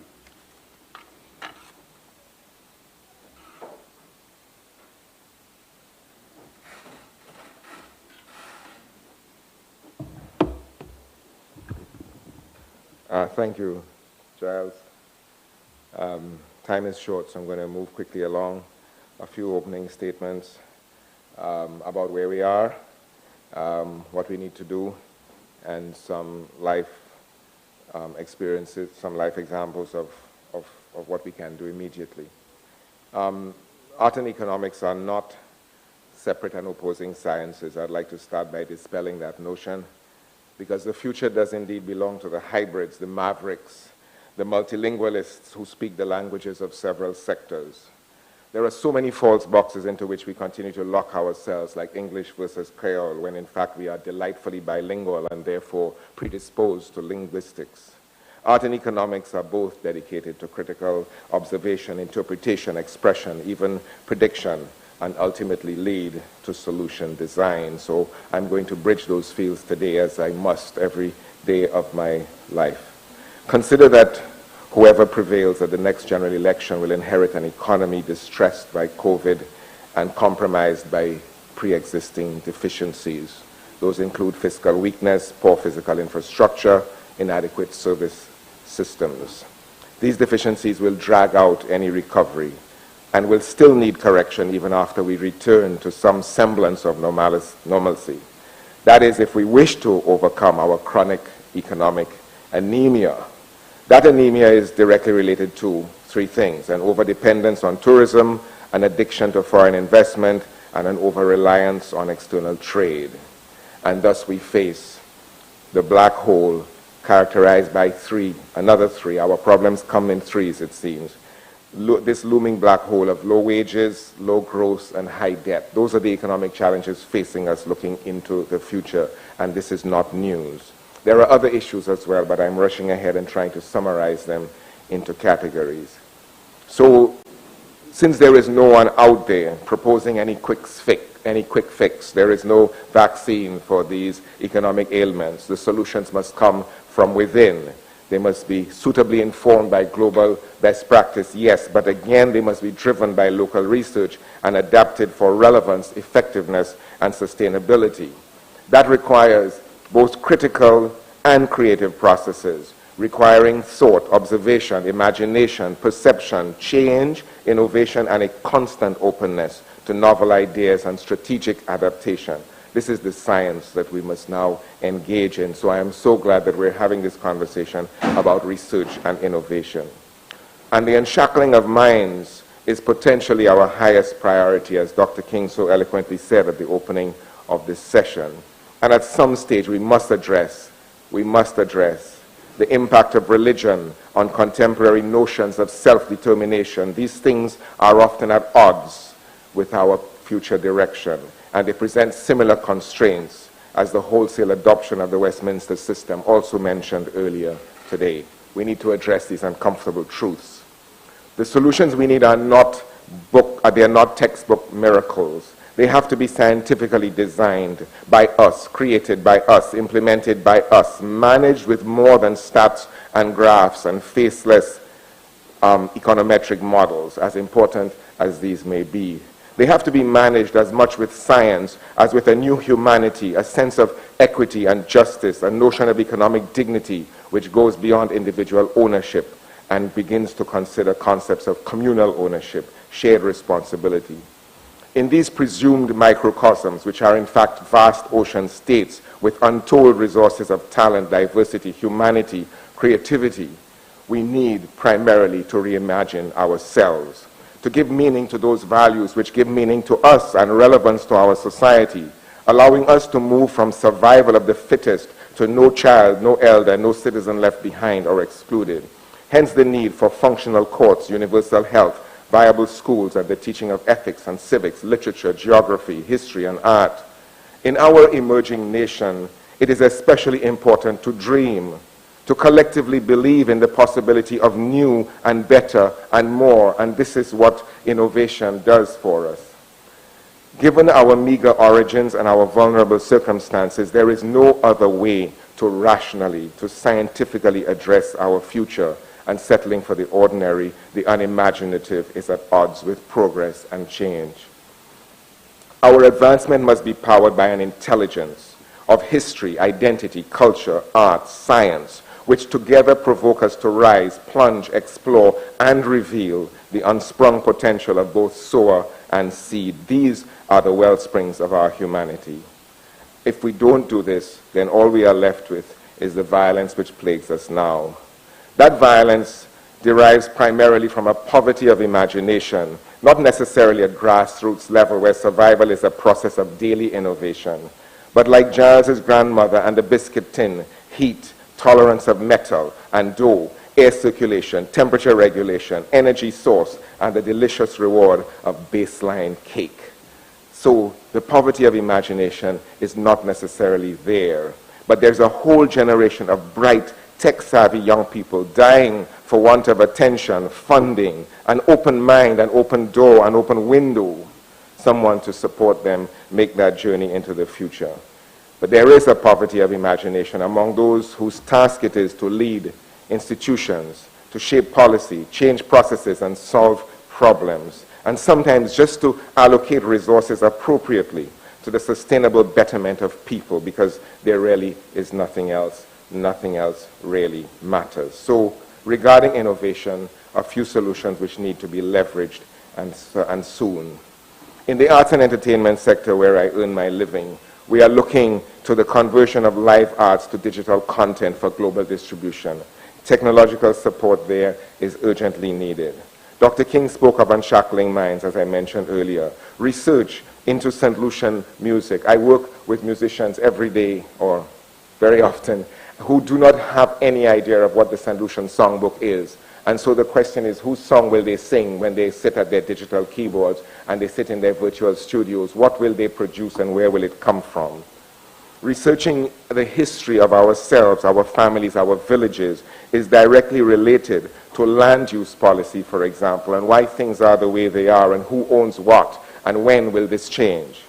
And these are the economic hegemonies that perpetuate the status quo, the economic imbalance which we need to address if we are to move ahead as a country. It also reemphasizes the lost redistributive functions of government, which seem to be not a priority anymore. But these are the things we need to research and innovate around. In food and agriculture, the development of tech-based equity models to drive idle money, largely domestic dollars, into agricultural production, particularly high-end organics and exotics. The allocation of idle lands to innovative agriculture using a land bank app that will facilitate peer-to-peer linkages and mimics the Uber model of bringing users and owners together. Guru, a technology developed by a young St. Lucian, a technology which links producers and consumers with real-time and predictive information regarding supply, demand, pricing, and availability of food. Patents and IP law are under-researched and underutilized in our context so that people who create things do not own them for very long, especially in this world of mimic men and women.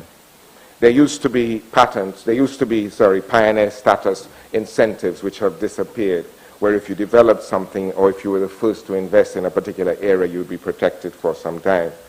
In the great climb to unbridled capitalism, we seem to have forgotten the need to protect our own.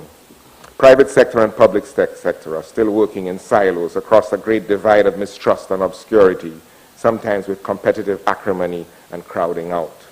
Professor Cato Lorenzon's suggestion of a world-class entrepreneurial center of excellence is welcome and ought to be pursued.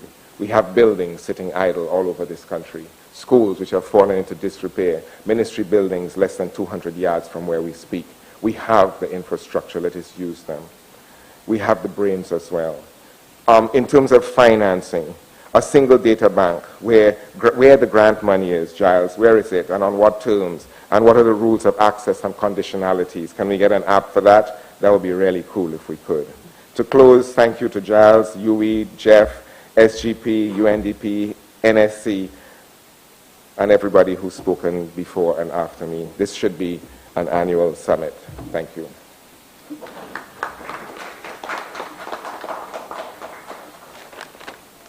If I had a guitar, I'd play a few chords during your presentation. I think there was a musical somewhere in between there, you know. The melodies were there, the ups and the downs, the minors and the majors. Thank you, Adrian. Thank you, Adrian, Unshackle Minds, and call for us in St. Lucia to create our future to have the force and the inner strength to create the futures that we all desire, to attend to the needs of our young people and create the environment for blossoming into world-class leaders. And when we look at people like our Professor Cato Lawrenson, we can have somebody has climbed the ladders of success and we can look up to, and who can help to pull us up as well, and so on. So thank you, Adrian, for that melody of progress, maybe you might call it. Thank you very much. We move on now to our next speaker, and how appropriately we move from the arts and economics into education. And we call on our Oxford graduate, Joel Shalmain, former principal of the Soufriere Secondary School and now the district education officer. Joel, you have the floor. Thank you.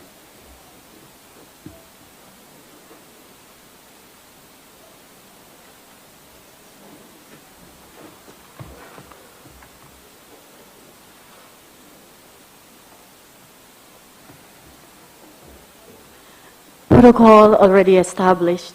A wonderful morning to all of you. Permit me to veer you from the beautiful presentation by Dr. Auger on economics and arts and direct your attention to perhaps the most important sector of our economy, education, which produced the caliber of people we have here in this room, physically and online. As a caveat, this topic is big, and 5 minutes does not really allow for in-depth examination and report on research and innovation in education. I will shallowly scrape the surface, but if I go overboard, I beg your indulgence. If COVID-19 is the litmus test of the strengths of systems and structures, it has certainly stripped our education system naked, revealing through panoramic lens the inadequacies, inefficiencies, and misalignment to the ideals of the 21st century classroom. More glaring is the incontrovertible difficulties of transitioning to remote learning, which demands a device, first of all, internet connectivity, mastery of an online teaching platform and other teaching learning technologies, basic computer skills, and a superb ability to deliver quality and effective instruction, ensuring that no child is left behind. Number 4 and 9 of the projected 2030 Sustainable Development Goals. With the realities that present themselves in this pandemic, we ask, how far are we from these ideals? Were we kidding ourselves 8 months ago that we were making significant strides in these directions? The litany of tragedies brought on by COVID-19 to our education system questions the extent of reform we have undergone and innovation we needed to refine our education system.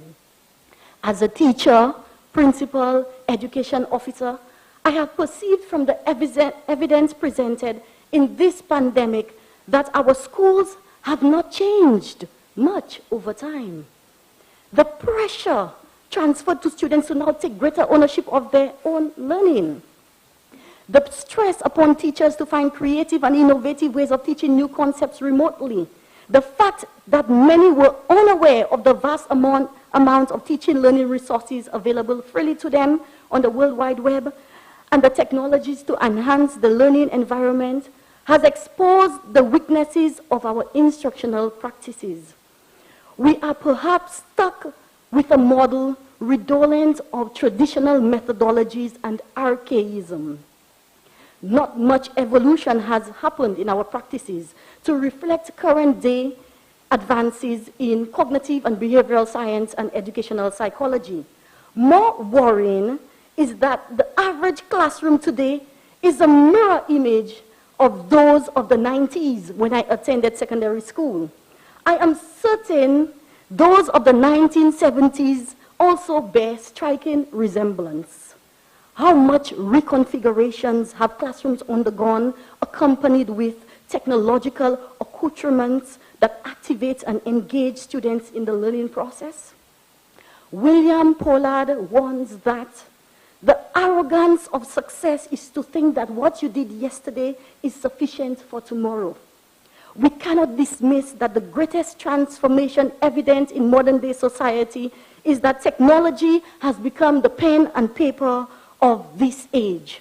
Alvin Toffler explains it nicely in saying, the illiterate of the 21st century will not be those who cannot read and write, but those who cannot learn, unlearn, and relearn.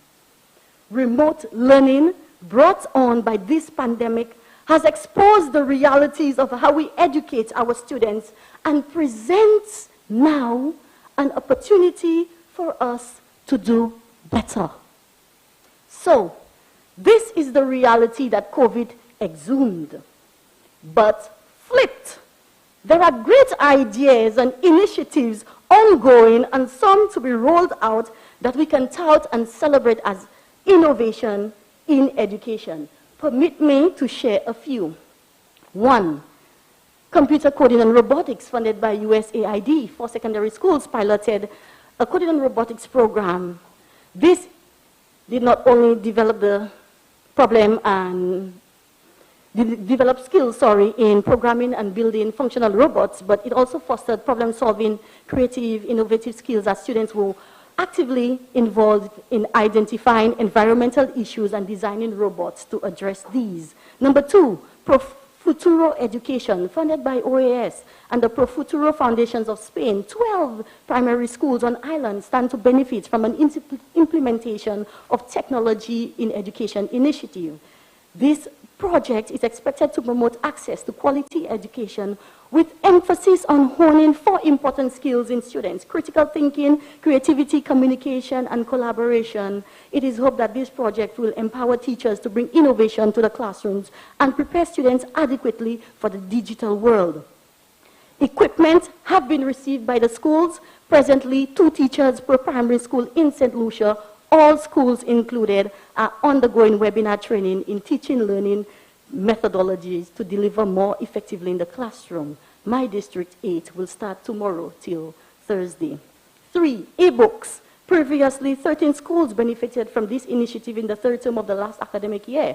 Presently, this is being rolled out in more schools. The beauty of this is not just the cost savings to parents not having to purchase textbooks, but the utility of a virtual lab for students to conduct experiments, negating costs of procurement of materials, and the ability of teachers to design additional content, such as open education resources for students, text, videos, PDF images, URL web links, and audio resources. 4, promotion of a digital academy at the Sir Arthur Lewis Community College, which enables increased access to education with the offerings of online courses. 5, Digital Leadership Education Initiative. We had teachers and students across 22 schools receiving skills training and exposure to C Delta, and I would like to throw in there Raspberry Pi and STEM, teaching, learning skills to be more effective in areas such as science, technology, engineering, and mathematics. And 7, Smart Classroom Project. 5 schools are in the vanguard of educational reform and development with a smart classroom project funded through the Taiwan ICDF project for ICT in education in St. Lucia. This project, when rolled out, will include collaborative teaching, twinning with a school in Taiwan in areas such as mathematics, foreign languages and sciences, an educational portal, and an online teaching platform. I must say a diverse range of teaching materials have already been received by the schools, and presently teachers of the pilot schools are undergoing digital education training with the Sir Arthur Lewis Community College. So, as it can be noted, exciting things are happening in line with education, innovation in education, the pursuit of which is primarily to engage or enable students to attain their full potential in an educational environment which is more inclusive, equitable, and which leverages new methods for instruction and learning. It is regrettable that implementation of these has been halted by COVID. we hope to see a great change in the education landscape in the future. Our interest then, ladies and gentlemen, should be to measure innovation, monitor it systematically, and evaluate the extent to which these innovations are linked to better educational outcomes, improved students' well-being, bridging the achievement gap, improving teacher efficacy, to name a few. This would reciprocally help policymakers to better target interventions and resources and give feedback on whether education reforms do translate to actual change in educational practices as anticipated. The apparent pressure, distress, and possible depression experienced by teachers to unearth the most creative and innovative ways to teach students remotely shows that we seriously need to focus on pedagogical innovation. We should not be scared to become innovative because COVID has bargained alternative teaching methodologies to effectively introduce new content to students other than the chalk and talk approach. But being innovative, creative in the classroom should be interwoven in our educational practices, not just for the duration of COVID, but afterwards as well. Educators need to be more result-oriented. It is time that education governance demands serious accountability of teachers, principals, and education officers for the caliber of students they produce. Now, with regard to research, I know I have exhausted my 5 minutes a long time ago and loaned additional time from you. So I will endeavor to throttle on this point. Inarguably, research informs and guides policy. One would argue that a vast amount of research has already been conducted on the education system in St. Lucia, all of which would be contextually and culturally relevant as they have focused on an aspect of instruction, school operations, impact of educational policies, to name a few. For a degree in education, just imagine, a research paper is required at all levels, bachelor's, master's, doctoral. It suggests that every graduate teacher or educator in St. Lucia would have engaged in research. Not to mention nationals who reside overseas and non-nationals who have converged on our shores to research an aspect of education in St. Lucia. But the thought-provoking question is, how accessible are these research papers? Where are they stored? Do we even have an archive of research that has been done in St. Lucia? There is a growing body of theories which underscores the inextricable link between research and innovation. An aspect of education may investigate, for example, the impact of a particular teaching methodology on student learning. It is expected in these research papers, prescriptions for change or improvements should be made. This is where innovation is introduced. But who keeps stock that change is effectuated? I would like to recommend, just as Dr. Kito Lorenzen mentioned, the establishment of a research center in St. Lucia, one that will oversee research in many areas: education, applied sciences, sociology, anthropology, to name a few. Research papers, including the theses, dissertations, can be stored and accessible there. Exceptional researchers could be employed to conduct research in their area of specialization. There are great researchers in St. Lucia. Take myself, for example. I hold a Master of Science with distinction in Applied Linguistics and Second Language Acquisition with the University of Oxford, and the award for best research in that program in that year, a research of publishable quality. Have my knowledge and skills in research been tapped post-Oxford? Sadly, no. I have wilted. With a research center on environment that values research to inform policies or decisions like England, I am confident that this would ignite interest in and encourage research and innovation. Now, how can we ignite interest of young people in research and innovation during their formative years and beyond? Truth be told, research is included in the curriculum. Students as early as grade 2, grade 4 with MST and grades 5 and 6 with CPA are expected to complete a research paper on SBA. Likewise, every subject at the CXC level, except the foreign languages, has an SBA which engages students in investigations. In these SBAs, students pursue solutions to problems by asking questions, designing plans, carrying out experimentations, creating artifacts, making inferences based on data collected, communicating findings. The tenet of project-based learning lies in real-life application of the research. The reward of early involvement of students in research is the nurturing of their critical thinking, problem-solving skills, awakening in them creativity, innovation, passion, ingenuity. Though these are the intentions, we hear the recurring lamentations of employers that secondary school graduates lack the level of critical thinking and other soft skills demanded for workplace competencies.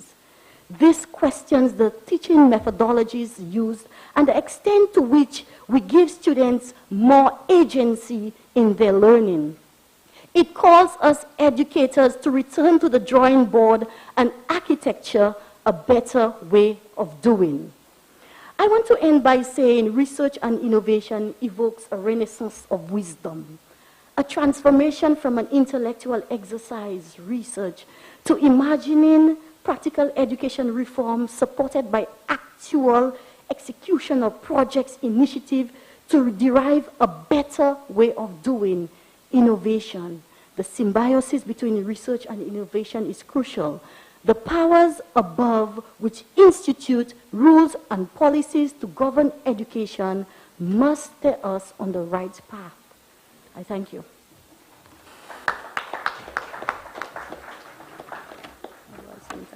Should I sanitize, sir, or you? Go ahead. Okay.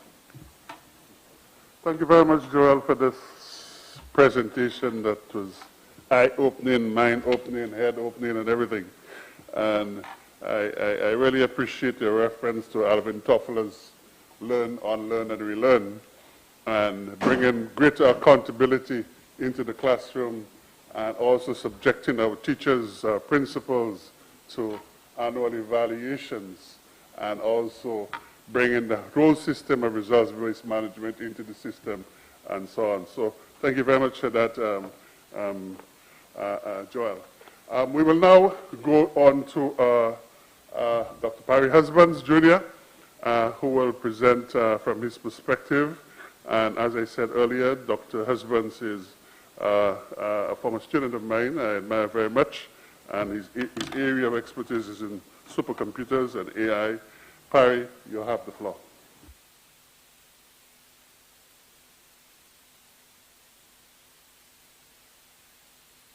Thank you very much.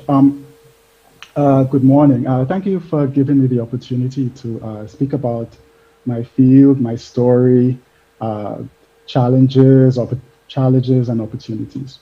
I'm Parry Husbands, and my area of research is parallel scientific computing. And by this, I mean we harness the power of a large number of computers working together to solve problems in science. Areas include, climate simulation, material science, which is engineering materials to have particular properties, other areas of physics, mechanical engineering, drug discovery, epidemiology, economics, energy, the list goes on. What links all of these together, of course, is the mathematics. We can computationally solve a variety of problems by reusing software for performing basic mathematical operations and solving different types of equations. And the challenge, of course, is to put these together in an efficient way. And this is, what initially drew me to the area. It's enabling technology. One famous example involved a program that started out in weapons testing, right? How it was used by the U.S. military. How seeing how objects behave when they collide at high speed. Okay, but then it got used to design safer cars. because it's cheaper and more effective to simulate crashes in computers instead of building real prototypes. Ultimately, it was adapted to study how juice boxes deform, making them less likely to fail, and so impacting a product that's used by millions and millions of people. And now a lot of the techniques that have been developed in parallel computing now find a home in machine learning and artificial intelligence. But I guess I'll say a little bit more about my story. How did I start? Right. Initially, I learned to code at a summer program between Form 3 and Form 4 at Mango Information Systems on Chaussee Road. I don't know if any of you remember it. And it was taught by a friend who was a few years ahead of me at school. And with this basic knowledge, I even managed to get a little job locally doing some programming tasks for business. Because I did a double major in math and computer science at the beginning of my graduate studies, I looked for a specialty that combined the two. After starting first in more theoretical computer science, I took some classes in scientific computing and started research with a professor who was incredibly supportive and incidentally continues to be a collaborator to this day. Since then, I've performed research in an academic setting in a public research lab that's owned by the U.S. Department of Energy. But in the last, say, 10 to 15 years, I've mostly been producing software. First at interactive supercomputing, which was built on my PhD research in trying to make high-performance computing user-friendly. Then at Microsoft, and now I work at Light Matter, a company that is building a new type of computing device for artificial intelligence applications based on manipulating light instead of using silicon transistors. But in thinking about challenges to research and innovation, in addition to a lot of the topics that have already been discussed, a few came to mind, and I guess these are in some sense universal. One is acquiring the skills, learning the craft, demystifying the process. Is research and innovation accessible to just a few, or is it something that many all of us can participate in? Obtaining the infrastructure for experimentation is a challenge, as well as support and getting started in the field. Compared to when I was growing up, long ago, and this was before the smartphone, and many barriers have been lowered through recent advances in telecommunications and computing. As we all know, resources for online learning have exploded, and a lot of information is just a search away. And now it's possible to access many different kinds of learning materials and gain certification in a variety of subjects. There was a famous example from a Stanford online course where the professor remarked that many of the best solutions didn't come from the Stanford students, came from people on the other side of the world. But that's only the beginning of the journey, taking the classes. Progressing as a researcher, however, takes practice and guidance, and this is still a scarce resource. And I'm very grateful to have been around, and I had the opportunity to learn from some truly world-class practitioners, in Toronto, at MIT, and also at UC Berkeley. Maybe 15, 20 years ago, to do research in my field, one had to be associated with a major computing center, because that's where all the big computers were. The national labs and some universities. But now, we have cloud computing, and infrastructure is generally available, although cost to rent the equipment is still a challenge.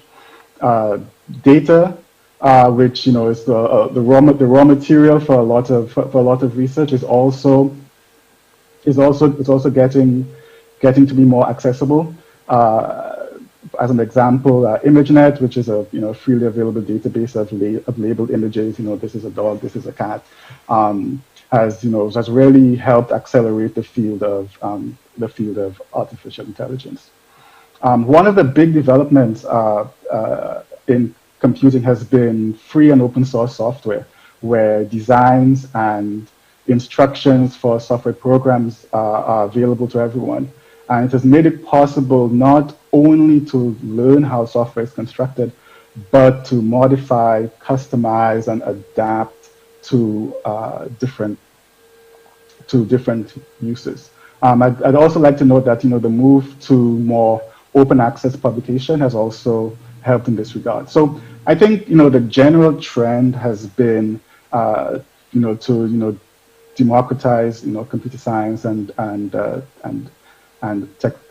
technology, and this has made it possible for a variety of solutions to be developed, and it's not just in developed countries. One of the points I'd like to make is that we could leapfrog the capabilities of developed countries because of how open and accessible a lot of the building blocks have become. And as an example of something that's been a really interesting project, the Aadhaar project in India that has given everybody a verifiable, biometrically validated identity, and has really been a big boon to the society and economy, because now everybody has easy access to government services, banking, credit, and other value-added services. But computing and technology is not a means onto itself. I hope that this initiative gives us the opportunity to continue to bring together and nurture interdisciplinary teams to develop locally relevant solutions. And thank you once again for the invitation to participate, and I hope I can contribute in the future in any way that I can. Thank you.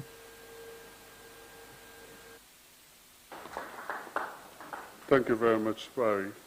As you spoke, I thought of self-learning, self-teaching, and developing in this dynamic age. We are going to take a very short break of about 30 minutes, allow you to stretch your legs, but please be back in here. What time is it now? It's now 9 minutes to 12, so let's say about quarter past 12. Please be in here. There are some refreshments downstairs for you. Our colleagues in cyberspace, perhaps this is an opportunity to stretch your legs as well. Have a cup of coffee, a cup of tea, and let's be back and resume at precisely quarter past 12. So thank you very much. We are signing off now. We'll be back in 30 minutes. Thank you, everybody.